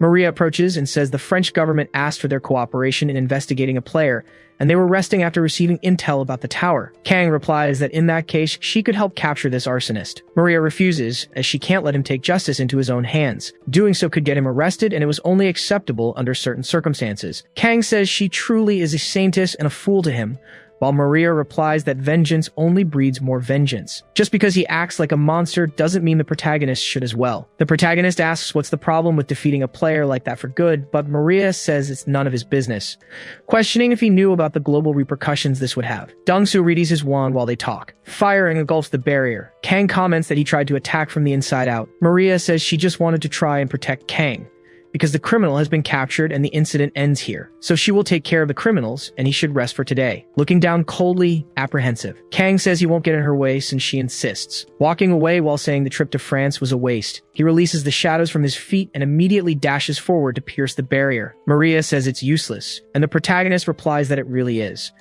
But it was just as he had expected, with the shadows moving to devour the entire barrier. Maria is shocked by his actions. A woman walks through the destruction calling for Kang Yu-jung, and the system says the provocation has increased rapidly. The monarch of clowns was becoming hysterical because of this. Kang asks if they knew how many innocent lives were lost because of this lunatic, and that there were children among them. He wouldn't spare the man, no matter his reason. Players like that were destroying the world faster than the tower, and Maria says that didn't mean. Kang completes her sentence, that he who hunts monsters also becomes a monster. He says he would just become one of them. Maria suddenly touches his shoulder, calling out to Yu Jung and saying that he is not a monster. In a huge house, the protagonist is on the phone. Taisik says nobody cares about that nonsense, since he already told them he wasn't crazy. Kang says he'd make their ears fall off and that he was the one who ordered their neutralization. Taisik replies that he shouldn't do that in public and the French government was begging to get him back. He had prepared a flight for him tomorrow morning, so he should get ready and come back, but the protagonist says he has some work to do. Taisik tries to ask what kind of trouble he's going to cause, and Kang replies that he also has a private life he doesn't need to share. Park shouts the protagonist's name angrily through the phone. Kang just thanks him for always helping, because he owed him, and this was the least he could do. He has no reason to deny it. Maria says that certainly made her feel better. Kang tells her to make sure she stays home, and the girl says she'll see him tomorrow in Paris. The protagonist says she wasn't towing the line, asking if she has anything else to say. Maria smiles and says no, telling him to have a good night. She then stands outside and closes the door, with a sad look on her face, wondering if it was okay to ask him for a favor. Elsewhere in Paris, the system announces it's the Tower of the Revolutionary War. The objective was to clear the scenario to the end, with Kang blocking shots with his ice shield. He fires more bolts at the carriage and suddenly turns, saying there's a bridge ahead and they will block it, while Maria just accepts the order. Kang advances with his sword and the Saintess creates a shield there. They both make cuts right after the carriage passes and break the bridge. They then stand side by side, ready for combat. Kang tells the enemies to come at them. The man orders a ceasefire, wanting to know why the visitor was doing this. Because from that moment on, he was not fighting for the revolutionary army, but for a new spirit of the world. This was literally in exchange for the Saintess, and if it weren't for her, they would have never won, wanting to know why she wasn't fighting for the great cause. And if she was on the side of the corrupt royalty and authority, as they do not wish to fight the Saintess. Kang asks if that's why she needed his help, and Maria confirms. The protagonist says that this world wasn't her first then. Maria explains that she had entered the level 5 tower with liberty, equality, and unity. While fighting for this cause, she never hesitated for a single second. Kang wonders why that sounds familiar. The girl says it was the same slogan from a great revolution of the past. The protagonist says they believed they were fighting for the right cause, so they became her enemy. So if she feels like she's switching sides now, she should speak up. Maria explains that the tower was a restricted entity with its future in mind. They need to fight to clear the tower. Kang replies that's how they'll do it then. The girl smiles and says she was glad to be able to climb this tower with him. The soldier calls out to the visitor and asks for the noble of the past. But the protagonist stabs him in the stomach with a sword, questioning him about being a noble, with a smile on his face, and they would be seen as apostles, forcing the will of God. This was his final warning. He had to retreat before the bridge collapsed, as they didn't want to seriously injure him. The captain replied that he couldn't do that. Even if it meant a fight, he would have to see it through. He would continue with his anti-visitor tactics, putting on his armor. Then he declared they should assume the tactical armor stance. All the soldiers did the same, ordering the release of the magic armor. This was all for freedom and equality. They fired several signed fire projectiles at the protagonist. Both he and Maria dodged them with ease. The system notified him that the Saintess had granted him several enhancements, and the owner of the Saintess title was on his side. The effects of the protection blessing had increased by 1000%. Kang effortlessly dodged a blow, gaining another 100 points in defense and 300 in evasion. He then sliced through the projectile with his sword. He glanced back, thinking about their skill level. Maria told the protagonist protagonist to stay back as she would take the lead. But the protagonist put out the lights using his magic. The girl wondered where he had gone, completely unaware. Kang continued to face the warriors with his sword. He thought that it was obvious the tower's level 6 army would be strong, but he didn't expect them to predict his movements so accurately, even in the darkness. He told the Saintess to raise her shield. She did so and told him to reduce the curtain of absolute darkness. The protagonist told her not to cut it, as he was trying to get a good feel for his new enhancements. His status buffs were being shared anyway. Besides, it was all thanks to her, as the curtain of darkness vanished. The protagonist smiled at her, saying it was already over, and stood above the shadow cat. Maria closed her eyes and walked toward the young man.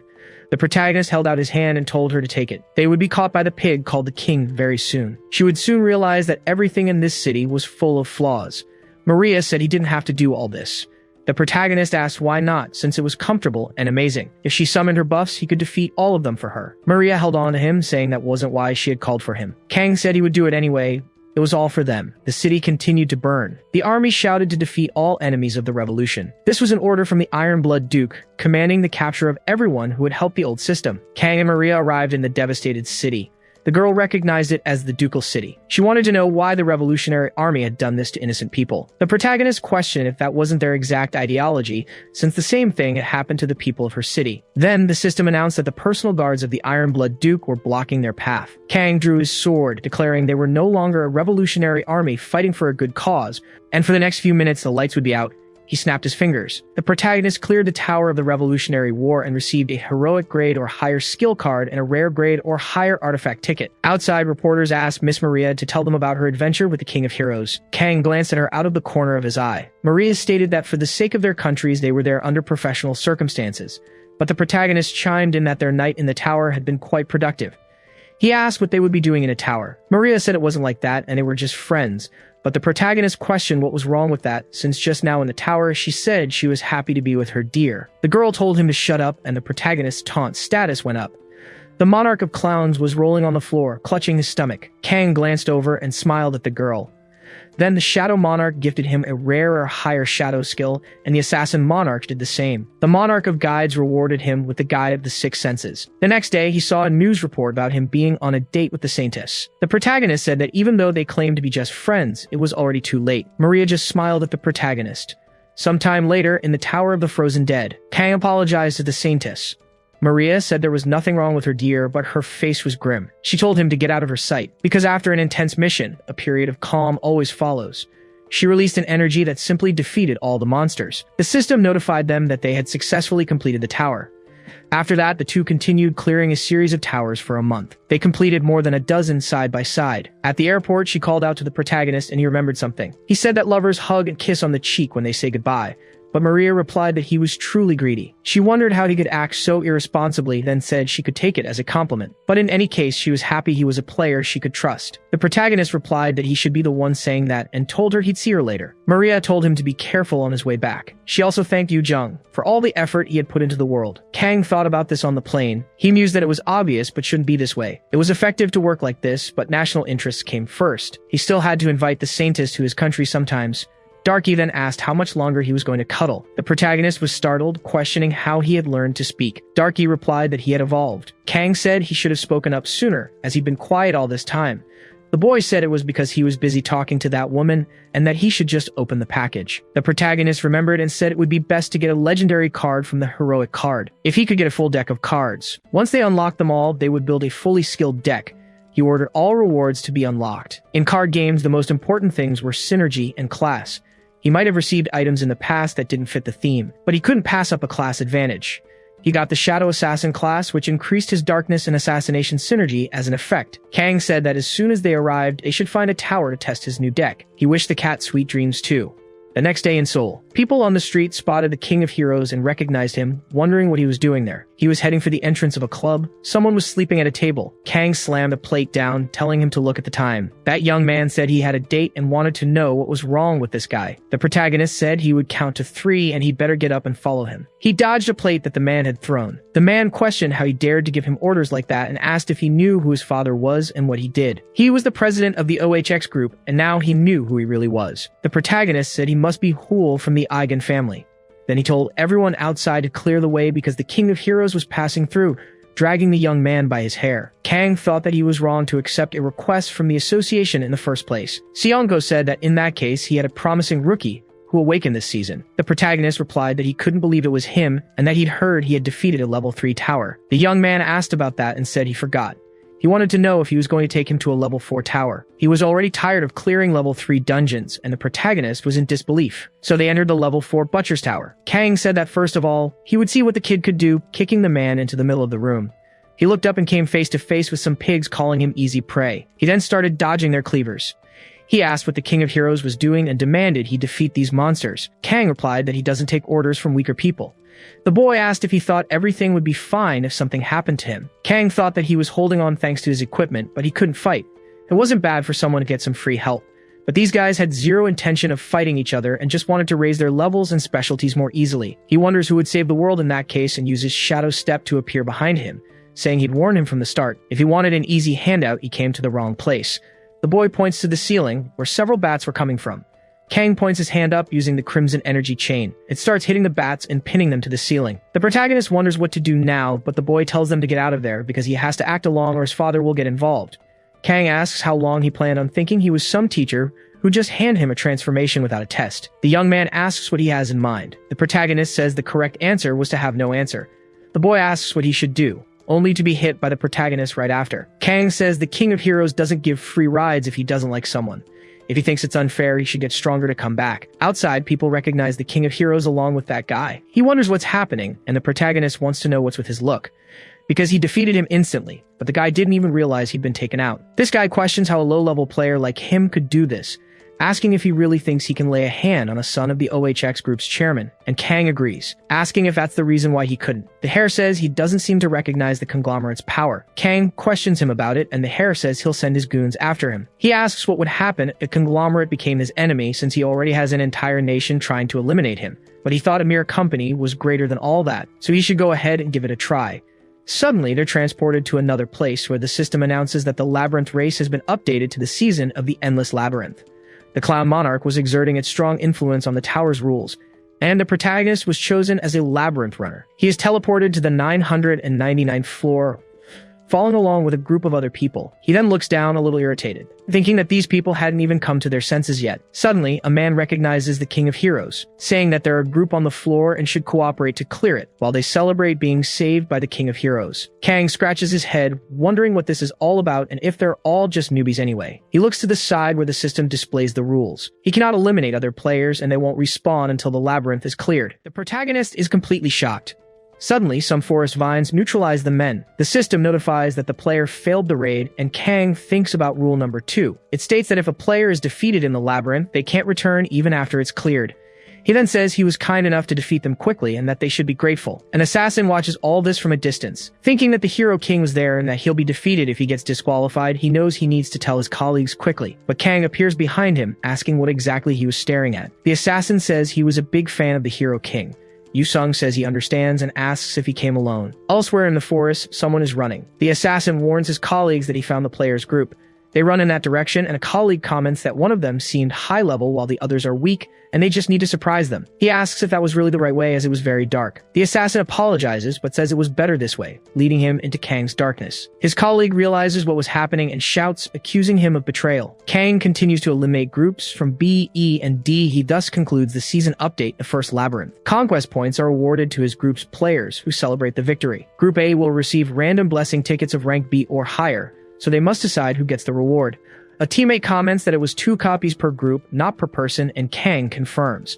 He says he did all the work and will keep the rewards, asking if anyone has a problem with that. Suddenly, Holligan tells him to wait. He says Kang must hand over the rewards and then he'll forget what he did in the tower. Another group member asks what he did since he was the only one who helped fight the monsters, so he should be the one to get them. They start a fight, drawing their weapons while the other 2 group members try to calm them down. The older man calls him a brat and Holligan says he didn't know anything. Kang watches all this with an expression of extreme contempt. The girl asks them not to fight, and a teammate suggests they be fair and decide with rock, paper, scissors. Then, both are stopped by ice weapons. Kang tells them to have some decency. They got free XP and conquest points, so they shouldn't want anything more. He asks if anyone else thinks they deserve a reward. Both shake their heads no. The protagonist then notifies the system that player Kang Yu-sung will receive the set of rewards. Later, the system unlocks the random blessing, and the protagonist wonders if he got a mythic one. He only gets fire tolerance and a wind jump, so the cat complains about his luck. The system asks if Kang would like to combine his fire tolerance with the one he already has, and the young man confirms. This unlocks the fire shield, rank A.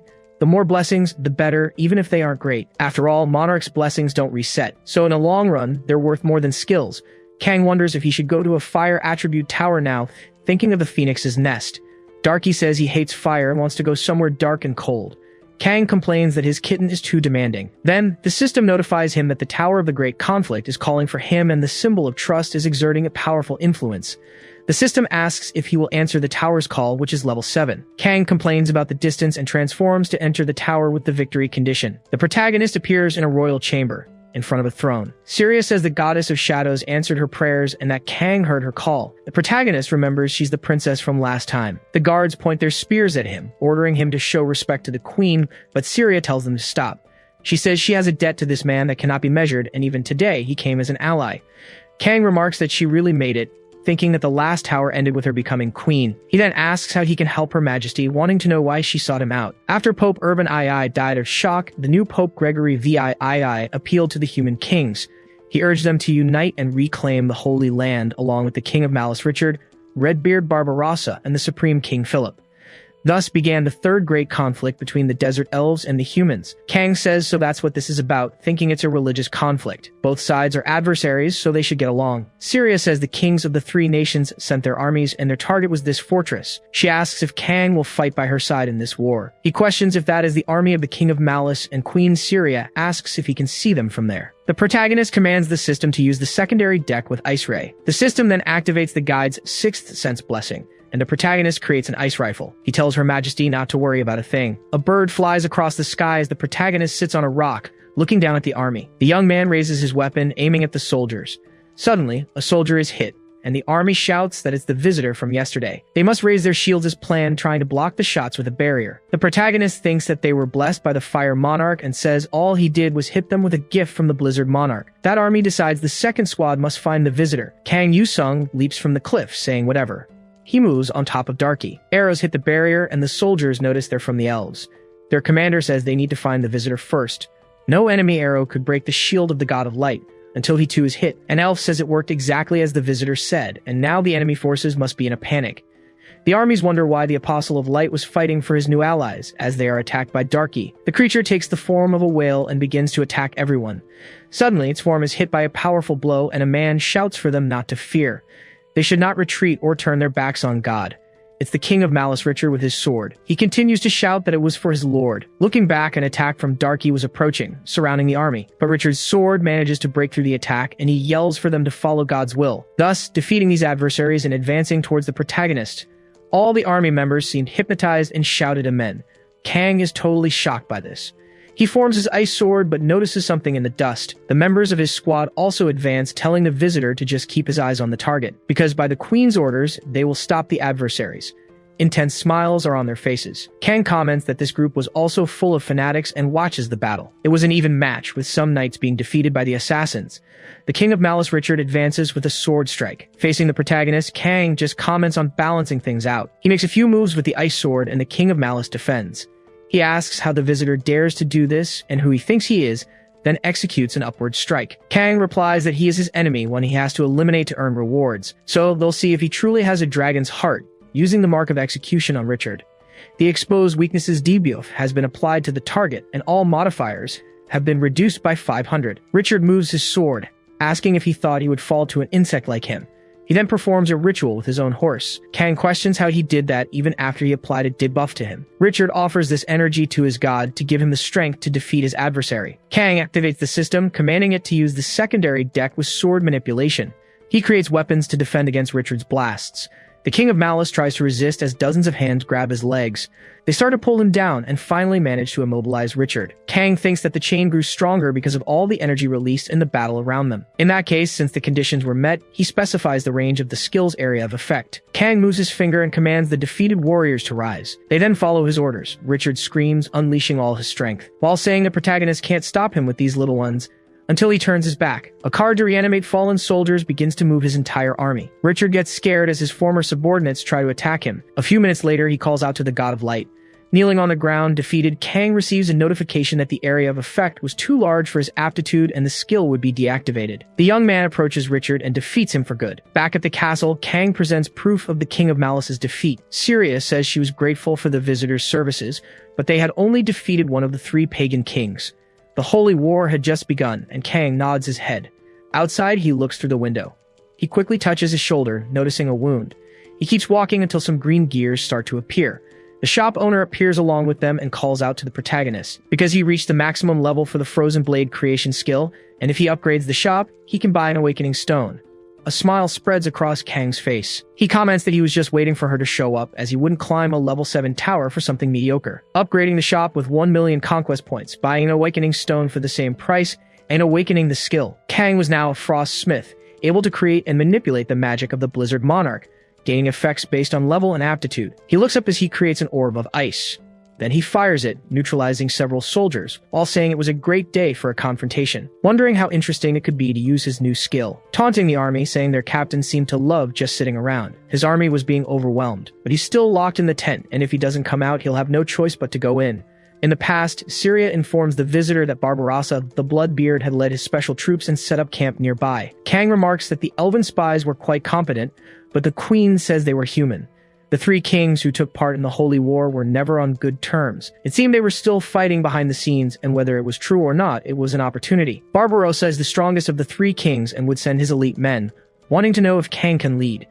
The protagonist crumples the paper, thinking he had planned to neutralize the target in secret, just as a precaution. The information seems to be correct, but the target was nowhere to be found. Kang bursts into the cabin, freezing everything in his path. Then he finds Barbarossa sitting on the bed and wonders what he was doing hiding in there. However, the man falls to the floor right after. His drink was glowing, and Kang quickly realizes he was incapacitated by other means.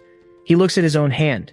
An elf informs the visitor that they finished the job outside. Kang thinks that this was no holy war. The real enemy was right in front of them, just like certain people out there. He steps on the cup and says this is all ridiculous. Syria asks if he was incapacitated by someone on his side and if the information had been leaked to someone else. Kang says that maybe they wanted some assurance, and the queen replies they wouldn't do something like that with the holy war so close. The protagonist points out that was probably the exact reason, since he gets all the glory and breaks the balance between the 3 nations. Syria says that either way they need to face the Supreme King's forces, but Kang disagrees as the remaining army won't return.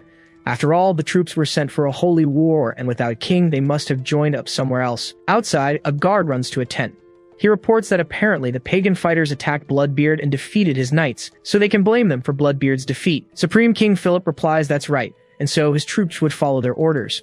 After all, the devout King of Malice and the wealthy Bloodbeard were defeated by the pagans, and the soldiers shout that His Majesty would reclaim the Holy Land.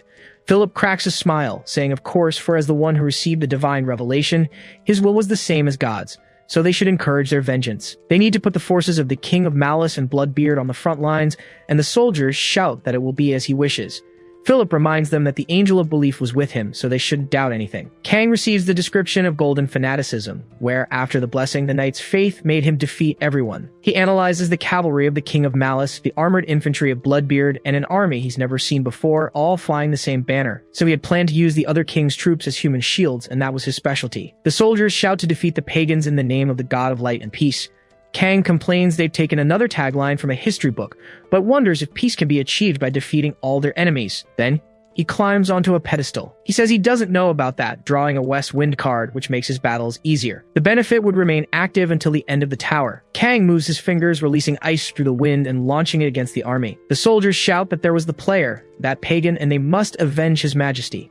Therefore, they must not lose to the blizzard. Philip sets his sword ablaze, asking the God of Light to guide his battle. The Monarch of Light blesses the human army, with the Sentinels of Light faction entering the battle, and the Monarch of Fire does the same. The Fire Destroyers faction was influencing the field, and the soldiers shout that the gods were with them.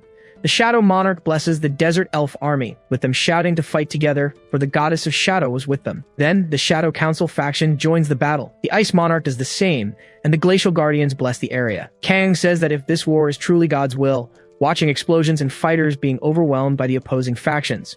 If they are gods, that would make them evil. Darky tells him to stop talking and just do what he has to do. The protagonist charges forward with his sword, saying he's right and they must end this war. After completing the dungeon, Kang grabs a microphone and says they really love heroic acts, and sometimes he feels ashamed for having to protect this world. Since he was eager to speak today would be the day. He asks if the reporters like war. They question him about it, and Kang confirms, describing the dangers of scaling castle walls under attack and the risks of facing projectiles and swords in direct combat, which startles everyone. Kang continues, saying that in fact they were in the 21st century now. In this chaos, they'll talk about aerial conflicts and projectiles hitting populated areas. But one way or another, the outcome of the conflict remains the same. So he asks if everyone there likes this kind of war. The reporters deny it, saying there's no way they could like it and that no one likes war.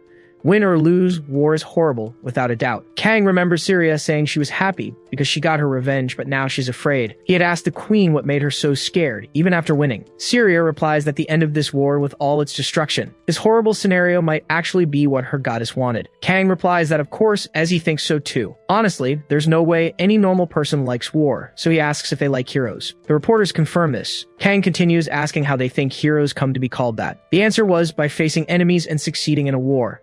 There are no heroes without war, and they hate war. Everyone should be honest because people love the idea of war. The reporters shout that this statement was as extreme as it was wrong and that the situation is a result of the times. Kang says that even now, the neighbors to the north were sending agents to neutralize him as if it were a festival. This is war since espionage is also war. The reporters shout that other countries have already tried to stop him.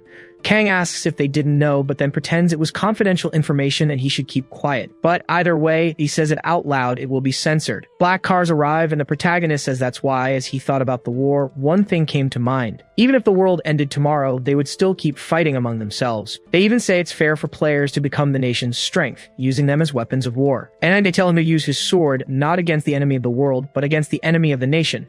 Even without him or the war heroes, they seem to believe they can finish the season, and they seem to believe they'll make it. So he wonders why on earth he has to go through so much trouble to save this world. He begins to rephrase the sentence while it's being broadcast and Saint Maria watches. The awakened all over the world watch this interview and the reporters are shocked. One of them shouts that it is worth it, and Kang questions why. He shouts that he can't let innocent people get hurt, and he can't just abandon his duty as a player. Then they say it was his duty as the king of heroes. The monarch of clowns asks why he's so serious, as they can be either heroes or villains, and it's up to them to decide what they'll be on this stage. Kang tries to say the same thing, but he's interrupted. Taishik pulls his arm, telling him to get down from there, while making the reporters back away since it's an official matter. Kang turns around saying this also goes for everyone watching, as they should stop spouting nonsense about a player's duty or conviction, because if an ignorant person like him develops convictions, he won't take responsibility for the chaos the world would fall into. They must make sure to broadcast this, and the reporters tell Mr. Yusung to wait. The Monarch of Clowns shows his satisfaction, and the Monarch of War grants the blessing of the War God. Taishik says he's going home now, so he'll let him handle this. Kang receives the legendary item, Enemy Search.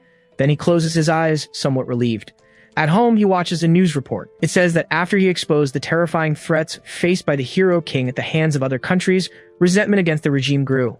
Taishik cracks open a drink and walks into the living room after a shower. He turns off the report, asking why he was listening to it and if he was scared after causing all that trouble. Kang says he thought he'd be mad, but Park asks how he could be, since he could clearly see his friend was unwell and there's no one else who knows him as well. Kang sighs deeply and says there's a saint over in France, but he thanks him anyway, and Taishik says at least he knows how to do that. Kang asks about his class and if he got a good foundation. His friend replies that he's a pure assassin and changes his armor. He shows his legendary rank assassin weapon, Heart Slicer. He comments that he heard about him corrupting a legendary rank item, and Kang says that's just how things turned out. Taishik suggests taking a break, saying he'll end up getting hurt going so fast, and that he wants to get some fresh air, because there was a perfect tier 7 tower waiting for them. Taishik tells Yusung to get ready, because betrayals, secret feuds, and the organization's unparalleled wickedness awaited them there. Kang replies that it's time to change the story's genre, and so they enter the Godfather and Alley Tower. In a rainy area, a blonde woman orders someone to finish it before the meeting. The man gets the signal and she continues, telling him not to forget that this is all for the sake of justice in this world. She notices her watch has stopped. The Godfather had given her this watch. Suddenly, the protagonist appears, saying it's raining and they should put on a hat, while Taishik says they could have just stayed inside. A woman shouts for the strangers to please help, as this is Black York City and the Capone family is in crisis. Kang says his job is to fix it, and the woman asks them to follow her, saying she'll take them to the boss. Inside a fancy place, she explains that this city was actually ruled by the 5 great families of the underworld, and in 4 days, there will be a meeting between several important companies. But not long ago, her godfather, the former head of the Capone family, and many members of the organization lost their lives. Kang asks about the godfather title, and the blonde woman explains that she used to be an orphan wandering the streets when she was young. She was lucky enough to awaken her powers, but they weren't very useful, and her life only changed when he adopted her as his daughter. The protagonist processes this while Tashik fiddles with a screen. She explains that during the attack, she only managed to save one person, the godfather's son, her current boss. On a screen, someone announces that the strangers have arrived. The person in the chair explains that he is the leader of the company and head of the Capone family. Taishik can tell by his voice that he's a young leader, but the boy gets angry, saying that was extremely rude to him, Vito Capone. The blonde woman asks her boss to calm down, saying the strangers don't know how to judge character and that his presence exudes respect. Vito says that's right and that he doesn't have much time, so we'll get straight to business. He asks Rebecca to please brief them, and she understands her boss. Kang looks on, a little suspicious. Rebecca explains that, to put it simply, their goal is to resurrect the Capone family.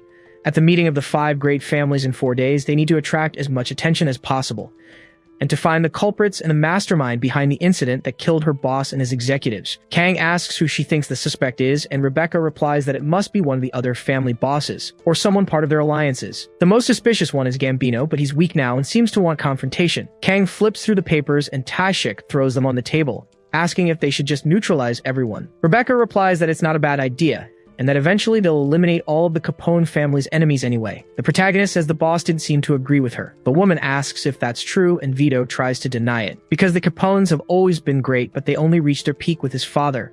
And he has Rebecca, who has watched over him for 20 years. Her methods are the very essence of the Capones, and there's no need for a different perspective. Kang says he's pretty sure he's the boss, not this woman, but Vito replies that Rebecca knows more than he does. Taishik asks if he also wants to neutralize them. The boy says that honestly, if they aren't responsible, he'd rather maintain their current relationships. He looks fearfully at Rebecca while asking if they can't do that instead. The woman says of course they could, and that her boss is too soft. Outside, Taishik remarks on the feud between the 5 great families and suggests investigating the Kalios, since they are the closest. Kang agrees and says he's looking a lot like a villain now. His friend replies that you have to try living like a villain at a time like this. After all, this world is a game, transforming as you progress. The mobsters point their guns, asking who dares to invade the Kalio family's territory. Taishik just neutralizes them all stealthily while Kang freezes their weapons. The assassin tells them to surrender while they still can, as he'll spare those who cooperate. The mobsters ask if they really thought they would give up information about their family. Taishik defeats them easily and says that in that case, the confrontation is over. Kang looks back and tells him to just watch him work. More mobsters open their doors, asking how they dare to attack before the meeting. Taishik asks if he's the Kalio boss, and the mobster replies that his boss wouldn't stoop to facing such opponents. So he tells Yusung to take care of these opponents, but Kang says they should go together. His friend reminds him that he came here to rest, so he should let him handle things this time. The protagonist remembers this and just says with a smile. Then he says that sounds good and that he'll clear a path for him. Taishik charges forward, saying, "That's what I'm talking about," and that the boss is his. Something watches the protagonist fight. It remains silent and then flies over with the crows. Taishik continues his mission until he notices a feather and wonders if something just flew by. The protagonist also notices and mentions the flock of crows, thinking he has a feeling there's something more to it. That crow-like figure continues to fly over the city. The Kalio family has been dismantled. Now the next target is the Gambino family, and Kang comments that he's causing a huge mess, plowing through everything. He wonders what he's doing because, come to think of it, it's been a long time since he saw him in combat. But he also doesn't want to show that side of himself to him, since they might be similar. He tells Darky not to leave any leftovers and to eat everything, while the cat complains about him being a lazy butler. At a burger joint on the other side of town, Taishik asks if that slacker ever gets tired of eating the same burgers for every meal, every single day. Kang replies that he hadn't even thought about it because they were the best, and he just figured he should eat a lot while he's here. The man says there are other options, but the protagonist replies that he rarely takes vacations and doesn't want to ruin this one by worrying about what to eat. But anyway, he wants to know what Gambino said, and Taishik replies that he didn't know either. Kang complains that he told him to trust his friend, but the other one says he wouldn't do anything at the meeting anyway. Elsewhere, Gambino makes a call but gets no answer. He complains that neither the Sanchez nor the Falcones are picking up. He wonders why they aren't answering and realizes their alliance to attack Old Man Capone has been discovered. He feels a sharp pain, thinking it's because of those individuals. In 72 hours, his heart will stop. Taishik says that will happen unless he resets it by pressing the pressure point. He asks if he understands what he's saying. Gambino says his family won't participate in anything this time and will fully cooperate to apprehend those responsible for Capone's fall. Taishik says he's a good boy and will let it slide because he's smart. Then he leaves the place. Gambino clutches his chest, frustrated with the situation, even breaking his cigar with his teeth. Back at the restaurant, Kang complains that they got nothing in the end. His friend tells him not to chew ice because it's bad for his teeth. They would find out more at the meeting. By the way, it's just a guess, but he feels there's someone else besides the 5 great families. On top of a building, a few crows are watching. Vito Capone gets out of his car with his family members. They then sit down for the meeting. Marcellus, head of the Callio family, says it's getting quite late. Gambino replies that 2 of them haven't shown up. Vito calls out the Falcones and the Sanchez, saying that just as he imagined, they were the ones who defeated his father. Rebecca whispers not to jump to conclusions, as they need to observe everything first. Vito says that, as always, she is wise. The woman breaks into a smile. Suddenly, a man bursts into the room, saying he has urgent news. They ask what happened. They are shocked to hear that the heads of the Falcones and the Sanchez have been eliminated. Kang says it seems they have another enemy. Taishik says it's no wonder the 5 families seemed weak, and Kang replies that he thought he had gotten stronger. Suddenly, the lights go out. A faint light shines on a hooded man. He releases his crows, saying it's convenient they're all here, the disgrace that stains their city. They all deal with corrupt politicians and manipulate the workers' union to exploit their wages. They lie and deceive under all sorts of pretexts and are despicable criminals who incite chaos in this city. These are your crimes. He calls himself Night Crow, and now he will impose justice. He sends his crows towards the group. Vito says he was the one who eliminated the other 2 bosses. Night Crow confirms it. They were cruel villains, and it was a small price to pay. He did the same to Capone's father. Vito will meet the same fate. He throws his feathers, calling him a villain. Rebecca defends him by creating a shield and tells her boss to get back, as it's dangerous. Night Crow notices something different. The woman says she's heard about this, and that for the sake of justice in this world, a price must be paid. The anti-hero Night Crow advances towards the group and imposes his justice. Kang releases his magic, saying that no villains deserve this punishment. He freezes the crows and uses Darky to force Night Crow to retreat. The protagonist says that he is the real villain, the Crow King.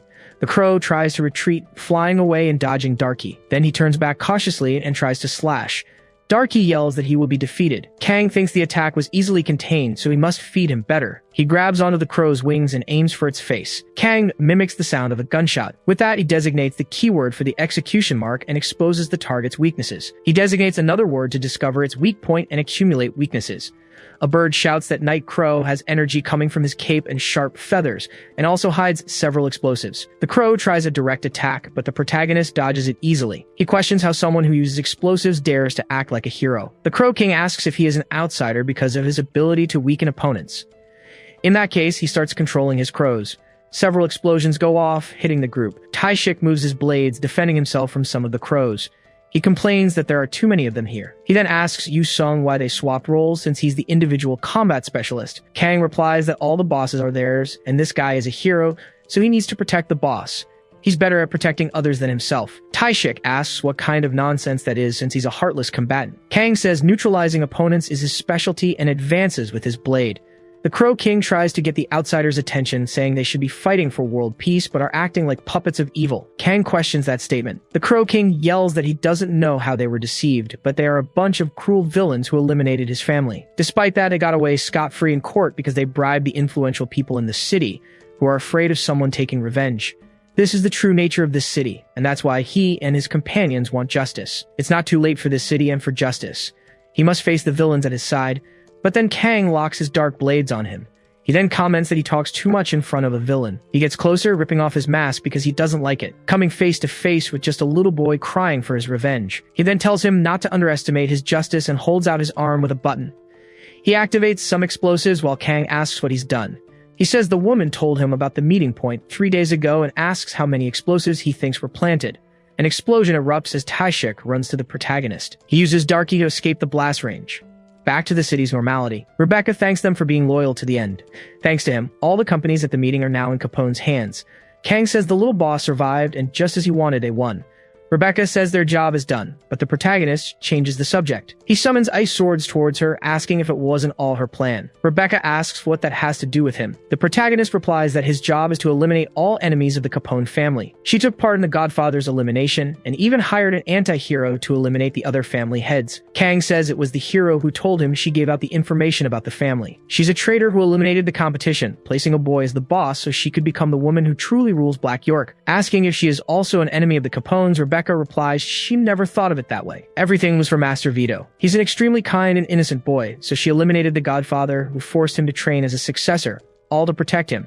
She only did what a guardian had to do. Kang says that she betrayed the one who raised him and made his son a puppet so she could become queen. Taishik steps forward saying she's no guardian, because she made that boy incapable of doing anything on his own and was only thinking of herself. Rebecca says the outsider is not qualified to judge. Taishik then decides to ask him.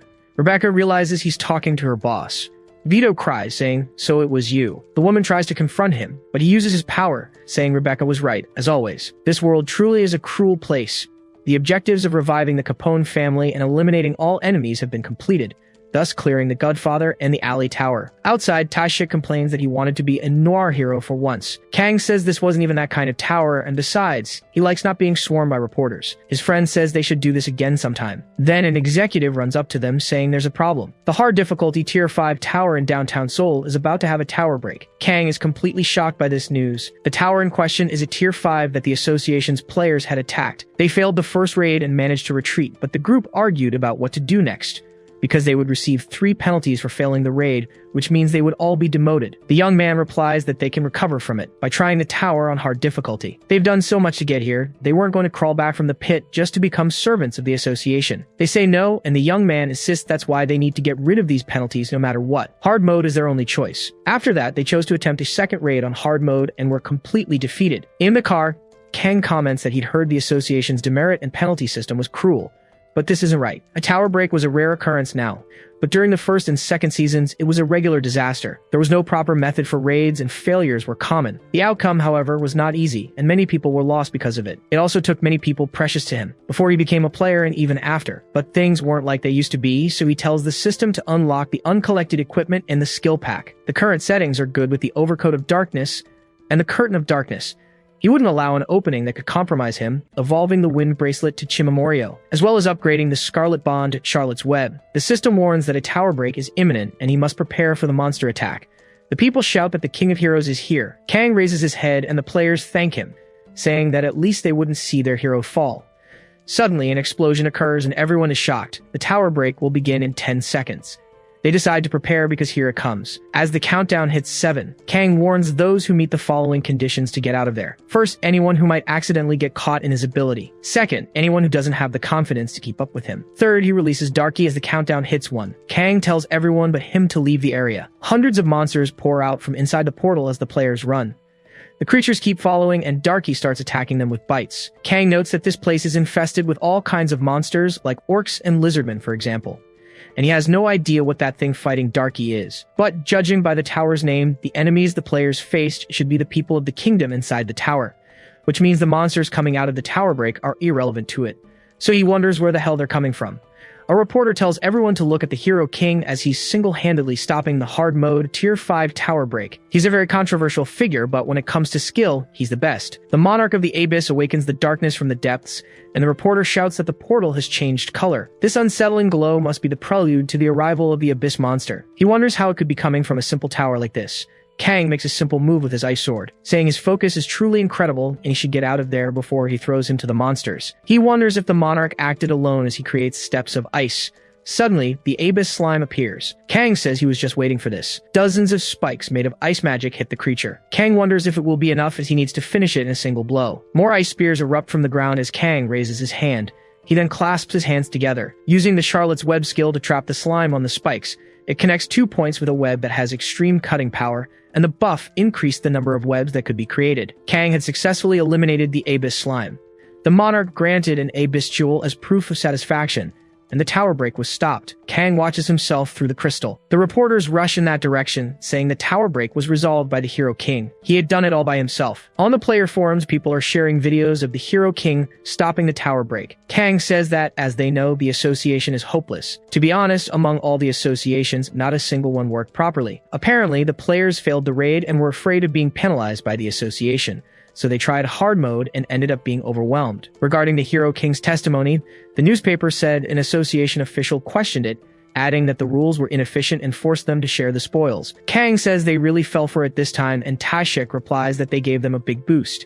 They need to use this chance to purify the association. The protagonist asks if he's running for president or something, and Taishik yells no. He was talking about creating a guild. Kang replies that the law currently prevents that, and they're just talking about a nation and a guild. Taishik agrees, but that's why he wants to use this chance to change things. With all this nonsense, they have to take advantage of the fact that there isn't a single player in the leadership. Those guys have never even entered a tower and just create laws that make no sense. Not to mention they only promote those with sponsorships and neglect the others.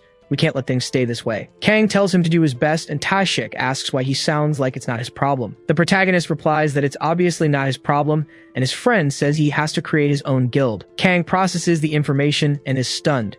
The newspaper reports that the petition to allow the creation of another domestic player guild surpassed 180,000 signatures overnight. As for public opinion on who should create the guild, the Hero King and other veterans were leading. The director says he's sure that Master Park and Yu Sung are behind this. They don't know that with the exception of renegade players, normal players pose a danger to civilians. In some countries, the government is lax and guilds get involved with the underworld. Some nations have even become empires of renegade players. Even the US, which allows the formation of private player guilds, controls its top players with the military. They are like walking time bombs, and if ideal management becomes impossible. He shouts that they're simpletons who don't even know how the world works. A screen appears behind him, saying that it's always difficult to comprehend evil anyway. The evil monarch is interested in him and asks if he would like to accept the tower's challenge. Elsewhere, there's an advertisement featuring the protagonist. People comment that the ad is still up and that it's his armor from the previous season, so they should just take it down. Kang repeats to himself, a guild. He remembers Taishik saying that as the great Hero King, he should become a guild master and show off a little. Kang says he hates working with stubborn people, with fools, and with people who are both. His friend says he doesn't need to worry about guild matters and should just take the position to act as a figurehead since guilds will pop up after that. Kang asks why he should, and Taishik replies that it's to create a better world, because only the Hero King can make it happen, because he's the one who goes to the front lines before anyone else. Kang walks calmly by and thinks that his duty is to clear towers. He searches for a tier 7 tower or higher but gets no results and must expand the search area. The system guides him to the nearest tier 7 tower. The distance is 226 kilometers and Kang turns off the GPS. He thinks that there are ways to enter towers without having to find them by receiving an amulet from them and waiting for their call. He also got an amulet from Vito Capone this time. Amulets are a means of connecting the tower's world with the outside world, with Rebecca's knife being a symbol of trust. Kang says he has a feeling he won't be called, but for now, it's better to wait. Suddenly, several people receive notifications from the starting tower. Kang is stunned when he hears the melody. Suddenly, a notification announces that the starting tower will be created in moments, and that they should enjoy the live performance of the 5th season's best players. The protagonist repeats this information, and the monarch of clowns shouts for the child of 1,000 faces and talents to go. He was forcing player Kang Yu-sung to participate. The starting tower was at the elite level. To enter, a player must be in the season's top 10, and if there's more than one player from the same nation, only the best one gets in. No one will lose their life in this tower, and the chance to foster friendships should not be missed. Additionally, all events will be broadcast. However, if they failed the tower, there would be a penalty. 100,000 lives would be lost at random. Kang shatters the system screen with his fist, saying he can't believe this. The system asks all participants to wait until they are gathered, and people murmur that the Hero King must be entering the tower. The broadcast would start soon, and Kang says he will participate.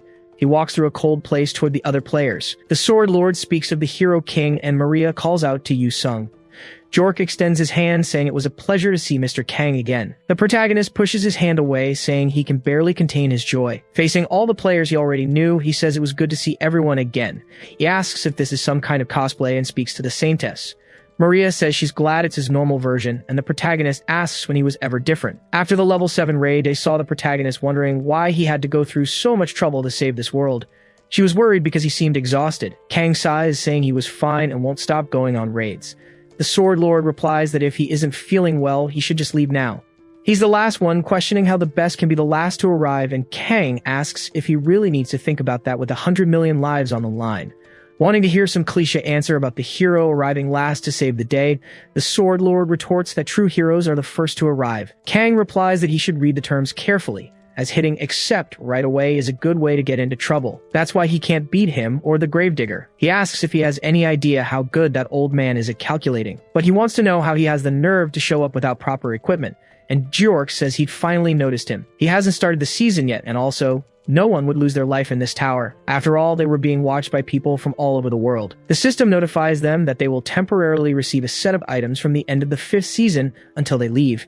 Skills and equipment were given to each player. Jork, being the CEO of the artifact company, says he thinks this further reduces the chance of anyone losing their life. The Sword Lord and Kang also received their new season armor, and the same happens to the Saintess. A woman comments that she can't believe they were playing these mind games even here. Lydia complains that men's immaturity knows no bounds. Maria replies that they must know how many lives depend on this tower raid, and an old man agrees. Kilgore of the Special Forces says everyone must fulfill their duties to this planet and their nations. Jork tells the two of them to be careful with their actions while they're here, and Kang says he should have broadcast the Pestilence raid too. It was a shame for the Red Gentleman. Another person appears saying he kept them waiting. This is a festival for them, a symbol to appreciate the victors of the Pestilence Lord. Then he welcomes the heroes of Earth gathered now. Kang asks if a monarch was lifeless, and he celebrates as it seemed they weren't very good friends. The host says it would be better not to provoke the monarchs, even if he is the Hero King, or rather, the conqueror of monarchs. Then, the Sword Lord thinks that this was the title for eliminating the season's boss. He won't acknowledge that a boy like him earned it and wonders what he needs to do. The monarch says that, as he already warned, this is a celebration to honor them, so he hopes they don't get overwhelmed. Then the Sword Lord charges forward with overwhelming speed and attempts an attack. The sword, the one who seeks defeat with an attack power of 999 and a hit chance of 999, had the passive ability to deliver 9 attacks. He questions how they could think of 100 million lives as a celebration. The other players watch his reckless act. Kang comments that, as expected, he was overdoing it to win over the crowd. The monarch replies that he was impatient and that all attacks are nullified, so he can stop wasting energy. Now he would explain the tower's rules and snaps his fingers, showing what they are. The top 10 heroes must vote for their favorite, deciding who will be the hero of this tower. People comment that a voting window has appeared. Kang tells them to wait a minute as they could easily sabotage the votes. The monarch interrupts him, saying that Mr. Hero should be careful what he says and that there are also rules they need to follow. Their mission is simple: attract the interest of the viewers to entertain them. The method is up to them. Depending on the number of votes they receive, they will earn a reward. However, if the number of votes is too low or the viewers lose interest in them, the raid will be considered a failure. This means 100 million lives would be lost. The monarch asks what they are waiting for. They should use their body, mind, or words. He doesn't care. Ray Chang requests an arena to challenge the Hero King, Kang Yu-sung. The protagonist says he was really quick and asks why he needs to fight. Then the monarch says he can't reject an opponent's wish, but even if someone loses their life in the arena, they will be reborn anyway. And finally, they cannot leave the tower. Now he will create the arena for the players, and the place takes form. Kang says he will ask Chang a question, and the Sword Lord tells him to call him by his title. The protagonist asks if he wants to fight again after being completely defeated. Ray Chang says that if he can't defeat him, these votes are useless. It's to make up for his defeat on the first day of the season. He makes dozens of moves with his sword. Kang is surprised and releases his power, saying that the feeling of hitting rock bottom is truly horrible. Ray Chang is completely shocked, and then Kang uses the solitary sword of the 9 to attack. Kilgore questions how he has the solitary sword, and Lydia says he was even using the same skill. Jork is impressed by the copy ability. Kang says the equipment and styles were the same as theirs. Ray Chang thinks the Hero King had a contract with the Monarch of Mirrors, but that can't be it. He wants to know how it was possible, as he devoted his entire life to the sword, so he wants to know how he was being defeated. Jork says it was incredible to watch the King of Heroes, wondering how any of them could dare to try and defeat this king. Lydia asks who that was for, since he was the one trying to beat Kang Yu-sung. Jork says the master needs glasses. Those who are truly against the Hero King seem to be those guys. He still doesn't understand how they can act like this in this situation. The Saintess becomes apprehensive. She thinks that 100 million lives depend on the completion of this tower. But in their minds, she wonders why they can't think of anything but defeating the Hero King and becoming the best of the players. She remembers Kang saying that even with the world turned upside down, they keep fighting among themselves. She notes that he's right, because in the first and second seasons, everyone entered the tower purely to save the world.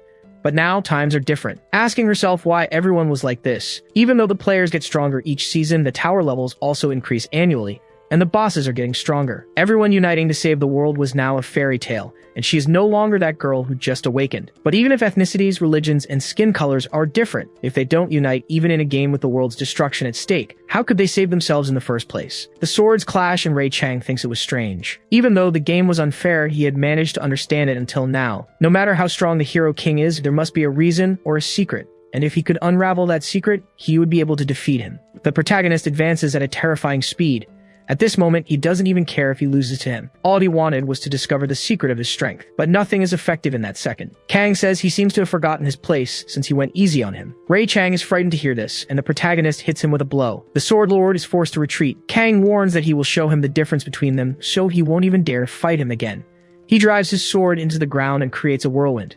The protagonist activates his secondary deck and swaps a card. His figure in the storm had changed, and now he had long hair. Everyone is completely shocked by the Hero King's power. Ray Chang says it can't be, as Kang uses the manifestation of the heavenly demon and gains his martial abilities. Kang floats in the air, moving at a speed never seen before. He uses the first form of the heavenly demon's 3 swords, unleashing the Fisher Cut, which simply defeats the Sword Lord. Then, Kang looks back and uses the second form of the heavenly demon's 3 swords. This time, he unleashes a blast of destruction.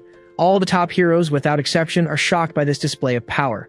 There was nothing left of the Sword Lord. The monarch signals that the battle is over, and it was incredible, just as expected from the Hero King. And so the votes begin, increasing for the protagonist and decreasing for all the other heroes. Ray Chang trembles in fear after being defeated in such a way. The protagonist simply turns to his companions, climbing onto a pedestal and pointing his energy sword. Jork wonders how as he manifests his skeletons. The Saintess's jaw drops, along with Lydia's. The people outside wonder if he's really a player, since he copied the Gravedigger's equipment and abilities. This guy was a monster and couldn't be human like them, but a friend tells him to shut up because they were only alive thanks to that monster. There was no other way to describe this man, other than his title, Hero King. Kang questions their expressions as if it were the first time they'd seen his copy ability. Jork says he can't explain the heavenly demon manifestation with just copying, and Lydia adds that his ability was definitely not that. She had fought another copy user before, the Face Collector, who purposely hid his rank and copied his opponent to the point of even using their face. Although their fighting styles are similar, there's a limit to that ability. Kang says that's obviously because it's not just a copy ability and asks if they're that curious about his skill. They all crack a smile. The protagonist says they have great poker faces, so we'll tell them something this time. Honestly, he had made a contract with the Monarch of Truth, thus releasing more energy against them. Lydia notices this and asks about this monarch. Kang says he can't speak anything but the truth, even as the world changes around him.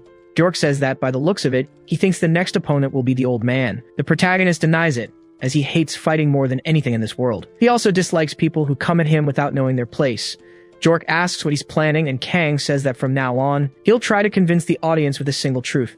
The monarch says that's a given, since promotion is basic for voting and changes the entire scenery around them. Kang returns to normal and grabs a microphone, asking if everyone is watching this. Not like they have a choice.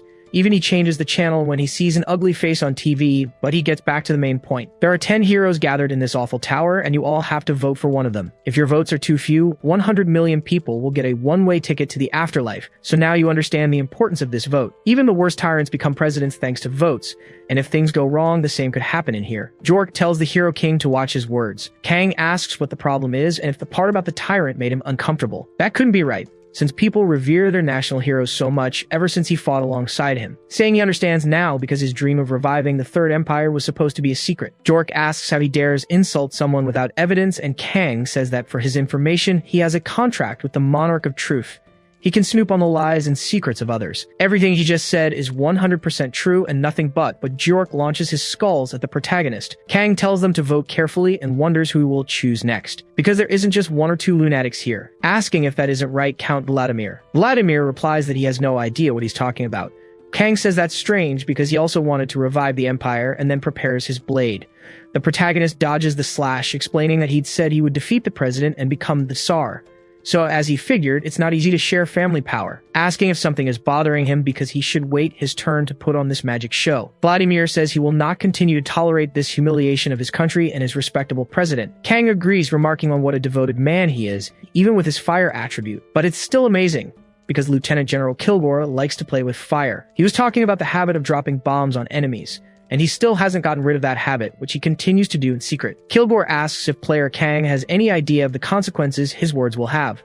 The protagonist confirms that he understands completely, and frankly, for heroes who saved the world, a nationalist lunatic, an imperialist, and a war fanatic aren't ideal for the role. He thinks people wouldn't be very happy about that, and Kilgore moves in to strike the protagonist. Kang blocks and asks the meaning of this. Kilgore asks if he thinks he can't and touches him, saying he'll show him the best fighter jets. Maria creates a barrier, telling her master to get behind him, while Lydia asks if this old man is trying to take on everyone. His unique ability was F-23 Diablo, with hundreds of missiles emerging from portals.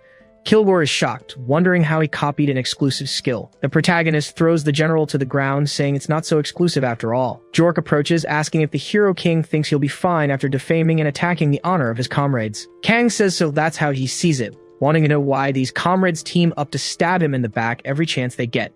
The old gravedigger replies that it was all a misunderstanding. Kang gets annoyed and repeats that he made a contract with the Monarch of Truth, so all their secrets are his. They were doing whatever they pleased the whole time. But now that they're in front of the cameras, they suddenly get bothered. With that, he gains the taunt attribute, and the clown monarch is satisfied. Kang asks why they're acting like this since it's not typical of them. He can keep telling the truth, but they already know that the world wouldn't change one bit. Jork cracks a smile, asking if he's going to blame the world like a little child. Kang says he's right and that he can't stand dealing with these old men. The clown monarch calls out to the child of 1,000 faces and 1,000 talents. Wanting to know his wish, the protagonist says it's the manifestation of the heavenly demon. Jork questions what he's trying to do now, and the clown monarch grants the protagonist's wish. Kang stands motionless on the stage. The monarch behind him says it's over, so they'll move on to the next hero. After all, everyone deserves a chance. The Saintess raises her hand, saying that in that case he must give her a chance because she also has something to say to everyone there. The monarch agrees and changes the scenery, telling her to go ahead, appearing on a sofa. Ray Chang asks what the hell this is, and Kang wonders what's going on as it looks like an elementary school presentation. Maria tells Mr. Yu Sung to shut his mouth right now. Kang just accepts it and calls her dear, as the Saintess maintains a grim expression. She says that here and now she will show the world who the Hero King really is. Everyone is surprised and wonders what the Hero King did as the Saintess is going after him. The protagonist is completely shocked by this and wants to know what she's going to say. She asks what problem he had with her dear, and Kang wonders if it's too late to apologize. Maria cracks a smile, saying that player Kang Yu Sung is before her. Sometime later, he completes the starting tower and the voting results are about to be announced. Kang wonders what's up with these votes, as he ended up with 850 quadrillion, and the system announces that the top 5 will be rewarded according to their count. Just as he imagined, the votes had been manipulated. The protagonist receives a mythological ability as a reward for first place and says he doesn't care as long as he won. Now with this, he has all 3 divine relics, a title, an ability, and a piece of equipment, and it's only been 3 months. He hasn't even opened the mythological Black Shadow equipment he got after defeating the Pestilence Lord, because mythological skills and weapons can't be equipped by those who aren't qualified. If they fail the test, their attributes decrease or they suffer a complete defeat if things go wrong. Even that guy got a huge penalty for rushing the challenge and failing. But since he already tried this last season, he thinks he can equip the Heavenly Demon's skill. It was nothing, so he's going to try. He can change weapons later, and using the skill now would be an advantage. The protagonist activates the Heavenly Demon's manifestation for the first time. Then the system tells him to prove he is worthy. In a thicket, the protagonist stands before a cultivator from a wuxia world. The Heavenly Demon tosses his hat aside. Kang says he was there to make a deal, and if it's the same as last season, they'll get this over with quickly. The Heavenly Demon remains silent, and the system announces the test will now begin. He just has to block 2 of the Heavenly Demon's basic moves. That old man moves his sword swiftly, and just by unsheathing it, a darkness washes over the battlefield. Kang is completely taken aback by the pressure. Then the Heavenly Demon lunges forward with the first move of his triple sword. He makes the cut, and the protagonist manages to defend with his own sword. He then says it was really exciting, but he's been through this before. He blocks the second move just by shifting his blade. An explosion rocks the area, surprising Cheon Ma. He says that he now has a new name in this title. Kang asks if he means the one who defeats monarchs, and Cheon Ma questions if he really did that. The protagonist replies that now that the test is over, he'll just show up and do some sword tricks whenever he calls him. But the old man walks toward him, saying, "So you're saying you defeated the monarch?" Kang asks if that's a problem, and Cheon Ma says he likes him, drawing his second sword and shattering the ground all around them. Kang asks why the sudden attack, and the Heavenly Demon walks toward him. He tells him to show him how to use his sword. The protagonist blocks the blow and asks if the test wasn't over. Cheon Ma counterattacks once more. Kang asks the elder to go easy on him, or else he'll end up defeating him. The old man says his sword is still enchanted. He defeated the monarch with this inferior blade? If that's the case, then he won't acknowledge him. Kang is stunned by this, questioning how he's supposed to win with his sword skills. If that were possible, he wouldn't have come here to ask for this in the first place. Cheon Ma sheathes his sword and understands, saying he'll test him another way. With that, he stomps on the ground once more. Kang is surprised as the old man puts his sword away, tossing it to the other side of the field. Kang says he doesn't understand why he's going so far and asks for a reason. Cheon Ma replies that he defeated the monarch, so perhaps the answer he seeks lies within him as he reverts to his younger form. Kang is terrified as the old man uses his triple sword, telling the protagonist to try and stop him. Then he makes the cut. Everything is split in half and it hits him, but nothing happens. Cheon Ma drops his sword. Kang asks what he just cut. The old man stares at him coldly, explaining that he spent his life wandering the world in search of the ultimate fighter who could give him a taste of defeat. But no matter how far he went, he never experienced it and could never understand its meaning. Not even the personification of defeat could get close to him. He tried but couldn't find anyone capable of surpassing him, cutting down both spirits with his sword. Cheon Ma wonders if such a person doesn't exist, since all the masters from countries, empires, and even the most powerful lost their worth before his blade. It was then he realized that everything is meaningless before the heavenly demon's sword. But for the first time, he was meeting the mortal who defeated a monarch. He wonders if he'll be different, or if he'll be overcome like all the others, telling Kang to answer what defeat means to him. The protagonist flashes back to all his memories of wanting to become a hero and the breaking of the tower. Maria had said that the player, Kang Yu-sung, is the kindest person you could imagine and has an incredibly soft heart. He's sensitive and cautious, on top of being a ridiculously spoiled kid. When his comrades were defeated, or when he found out about the sacrifices made when a raid failed, he cried nonstop for a whole week like a child. At that time, all she did was listen to his laments. Kang stands before Qian-Ma. The heavenly demon approaches, wondering if he will be able to provide an answer in the end. Kang asks what he'd like to hear, whether it's the meaning of defeat or of being beaten, and Qian-Ma questions how he's still standing. The protagonist tries to remember what else the Saintess had said, that despite all of that, he never gave up. No matter how painful or scary it was, or how much he got hurt, he kept fighting for the good of the world, even if none of it mattered in the end. Qian-Ma asks if it doesn't matter, and Kang replies that you can break what exists, but not what doesn't. A meaning is no different. That's the principle of the heavenly demon's triple sword. He was defeated long ago, so he can't find a meaning that doesn't exist. Qian-Ma draws his sword, saying that he's claiming to be on the same level as him, that he's understood meaninglessness. How could someone like him be the hero king? He was saying he's a fool who goes around trying to protect something pointless. Kang denies it. It seems he's just doing this out of a sense of duty, but what he does is completely meaningless. They save the world as often as they breathe and work hard to defend it, but the other side has all sorts of adversaries attacking them. So he wants to know what in the world could be more meaningless than that. Qian-Ma says it truly is in vain, but he realizes something and sheathes his sword, saying he can hardly wait for their next meeting. Kang Yu-sung is judged worthy and returns to his apartment. He holds the fragment, seeing his memory with the clown as he says that this is the journey of a hero. Now he can use the true manifestation of the heavenly demon, and Darky gets up, calling for the butler. Kang falls to his knees. The window of his apartment opens.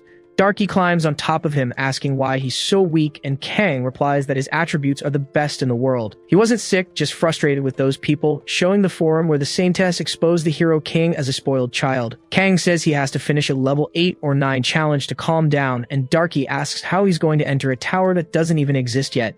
The protagonist remembers it's only March and that as the season progresses, higher level towers start to appear, which will take at least a month. Advanced level towers that don't exist in a country's territory, but universally. Once they're unlocked, he can enter any tower immediately, just like in those games. Kang wonders if the level 7 tower is far from opening, but Darky says he's not going anywhere. His butler should rest now as it was for his own good.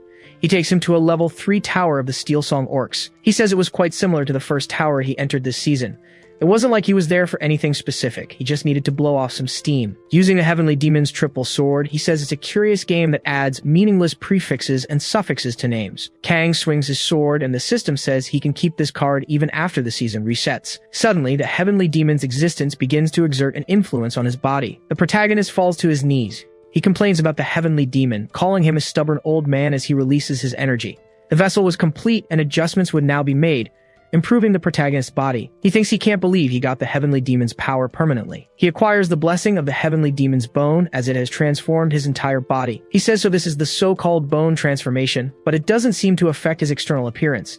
He then looks up at the broken ceiling. The orcs were staring at him, and the system warns that the collapsing terrain has connected to the second floor. An orc jumps down, attempting a strike with its axe. Kang draws his sword, saying he should test it now using the second form. He thinks that now he has a third basic move that wasn't included before, as all the orcs are defeated. While the skill is active, he can use the basic moves of the Heavenly Demon's triple sword. He figures it doesn't have a name because of its nonsensical nature. This Sword of the Void was probably the same one Qian-Ma had used before. Kang grabs his ice sword, wondering how much of its power he'll be able to use. He approaches the boss room, saying he'll go in the moment it opens.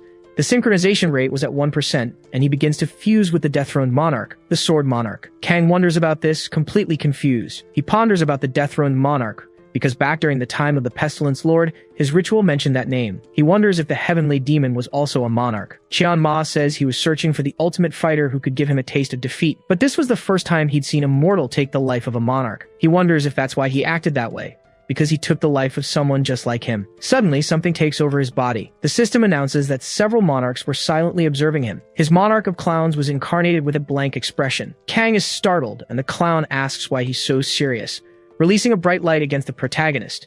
He complains that they were too scary. He then enters the boss room, and the orc stands up, saying the time has come. He descends from his throne, advancing while asking for an honorable battle before he loses his life. Kang simply moves his sword with a smile on his face, defeating the orc in a single move without even a proper fight. The system notifies him that he has defeated the boss. Kang thinks that this must be the true power of a heavenly demon.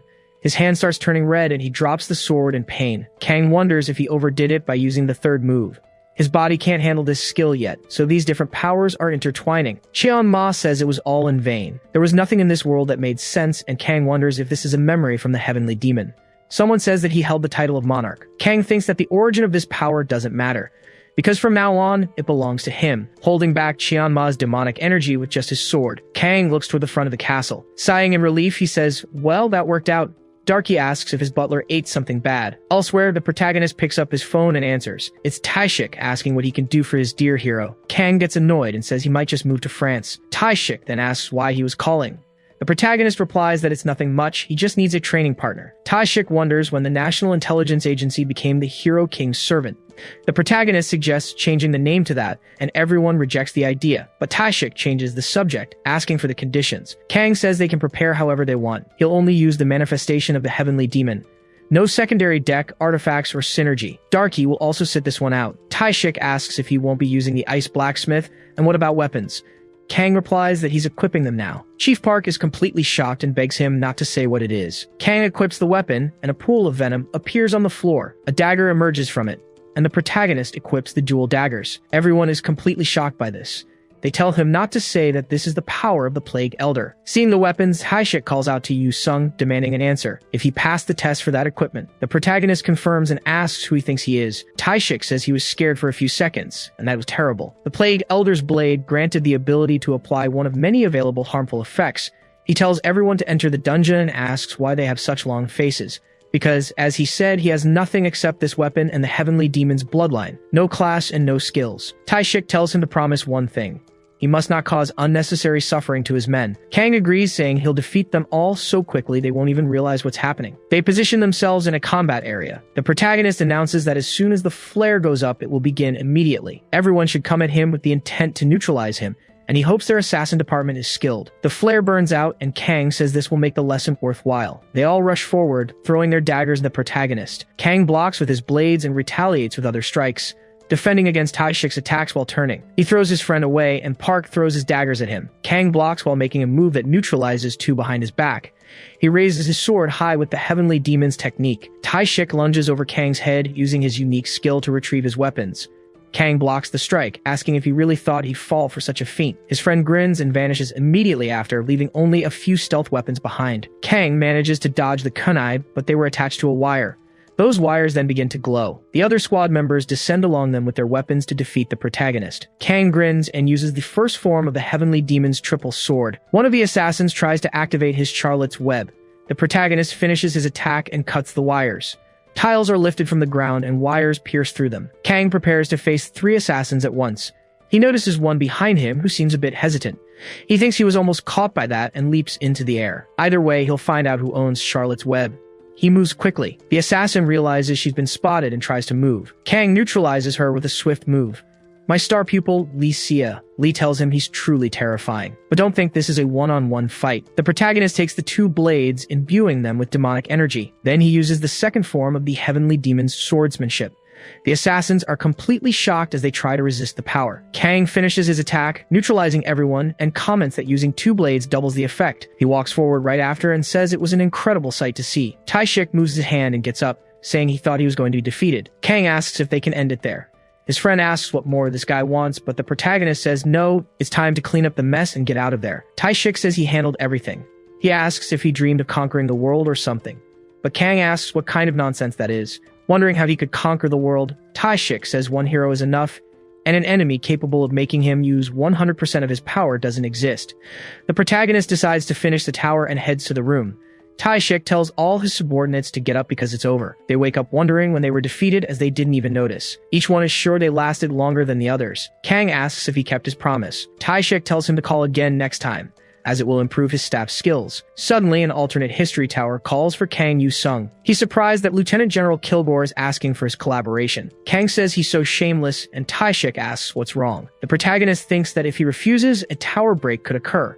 So he says that now that he's warmed up, he wants a real fight. That's why he's heading to America after organizing his inventory. Taishik asks where he's going, and Kang enters the tower's alternate history. His friend wonders what kind of trouble he's thinking of now. Thanks to the efforts of a necromancer in 1940 BC, the dictatorial Pochi Empire achieved a historic victory against the Kitten Nation. General Kilgore yells that it's absurd, as he doesn't believe in the breaking of the wings of freedom. Kang asks since when he's been so interested in the world inside the towers, and Kilgore asks about him. He wants to know how he got there, as he's sure this tower isn't connected to South Korea. Yu-sung asks how he can say that after begging for his help, but the general knows nothing about it. He asks if he looks like someone who would ask for his help, and the monarch of clowns notifies him that he's got him again. He then bursts into laughter because of this, and Kang realizes the request for help was fake.